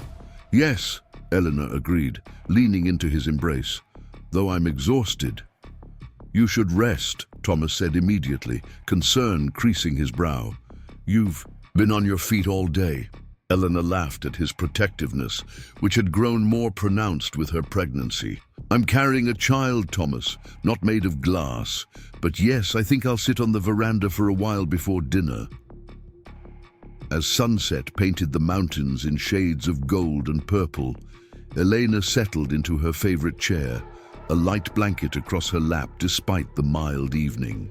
Thomas had been called to the mine to address some minor crisis, leaving her to the peaceful solitude she occasionally craved amid her busy life. From this vantage point, she could see much of what had once been Henderson Land, now referred to by most as Little Mexico, though the community included families from various backgrounds, united by their connection to the mine. Lanterns were being lit in windows, smoke rose from cook fires, and the distant sound of a guitar drifted up the hillside. The scene stirred memories of her arrival in Silverdale. The cold reception, Martha Whitman's barely veiled hostility, the sense of being irredeemably foreign in a place she had hoped to call home. The contrast between then and now still sometimes left her breathless. A knock at the front door roused her from reflection. Rose, who had returned to her duties after seeing the school children safely back to town, appeared moments later with an unexpected visitor. "Sheriff Cooper to see you, Mrs. Blackwood," she announced. Elena straightened in her chair, suddenly alert. The sheriff rarely made social calls, especially not in the evening when Thomas was known to be at the mine. "Please, show him in, Rose." Sheriff Cooper had aged noticeably in 2 years, his hair more gray than brown now, the lines in his weathered face deeper. He removed his hat as he stepped onto the veranda, declining Eleanor's invitation to sit. "I won't stay, Mrs. Blackwood. Just brought news. I thought you and Mr. Blackwood should hear from me directly." He paused, seeming to search for the right words. Harold Whitman passed away yesterday in Denver, heart failure, according to the telegram. Eleanor felt a complex surge of emotions. Not grief, certainly, but not satisfaction either. Whitman had been a formidable opponent, a man whose prejudice had nearly derailed her future, yet his death brought no sense of victory. "I'm sorry to hear that," she said finally. "Will Mrs. Whitman bring him back to Silverdale for burial?" Cooper shook his head. "The telegram says he'll be buried in Denver. Mrs. Whitman plans to remain there permanently." He twisted his hat in his hands. "Thought you should know, given the history. Thank you, Sheriff. I appreciate your thoughtfulness." After he left, Eleanor remained on the veranda, watching darkness claim the valley as she pondered the news. Harold Whitman had cast such a long shadow over her early days in Silverdale that his absence from the world seemed somehow unreal. She felt no joy in his passing, only a quiet acknowledgement that an era had ended. For Silverdale, for the Whitmans, for herself. Thomas found her still there when he returned from the mine, her expression thoughtful in the lamplight. She shared Cooper's news, watching the play of emotions across her husband's face. Surprise, a flicker of their old anger, then a similar settling into contemplative acceptance. "So ends the reign of Mayor Whitman," he said finally, taking the chair beside hers, "though he hasn't truly ruled Silverdale for 2 years." "No," Elena agreed, "but his ghost remained, in a way. The possibility of his return, his influence." Thomas reached for her hand, his thumb tracing circles on her palm. "Does it change anything for you, knowing he's gone?" Elena considered the question carefully. "It feels like closing a chapter, but the story moved on long ago." She smiled, a sudden lightness filling her chest.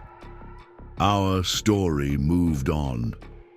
Later, that night, as they prepared for bed, Thomas paused by the window that overlooked the town below. Lights twinkled in the darkness, marking homes and businesses, lives being lived in the community they had helped reshape. "I had a letter from the governor today," he said, his tone casual, though Elena immediately sensed the importance of the news. "He's considering Silverdale as a model for other mining communities. Wants to visit next month to see how we've managed to integrate different populations so successfully." Pride warmed Eleanor's heart. "That's wonderful, Thomas." "He specifically mentioned you," Thomas continued, turning from the window to meet her gaze. "Your school, your work with the Women's Association, the way you've bridged communities. He called you an example of the positive influence of enlightened immigration." Elena laughed softly. "Enlightened immigration? I was a mail-order bride rejected for being too dark, if I recall." Thomas crossed to her, taking her face gently between his hands. "You were never just that. Not to me." "No," she agreed, reaching up to touch his cheek. "To you, I was a woman worth defying an entire town for." "The best decision I ever made," he murmured, bending to kiss her softly. As they settled into bed, Thomas's arm protectively around her growing belly, Elena reflected on the journey that had brought her to this moment. From the frightened, determined young woman who had stepped off the train into hostile territory to the respected wife, future mother, and community leader she had become. The transformation seemed almost unbelievable. Yet it had happened one choice at a time, one stand taken, one bridge built between worlds that had seemed irreconcilably separate. The Whitmans had been wrong. Bringing new people, new ideas, new customs to Silverdale hadn't destroyed the town, but had enriched it, expanding rather than diminishing what was possible within its boundaries. Dawn would bring new challenges, new opportunities to build the future she and Thomas envisioned, but for tonight, nestled in the home that had once seemed an impossible dream, Elena allowed herself to simply be grateful for the courage that had brought her here, for the man who had stood beside her, and for the community that had, against all odds, become truly hers. Up next, you've got 2 more standout stories right on your screen. If this one hit the mark, you won't want to pass these up. Just click and check them out.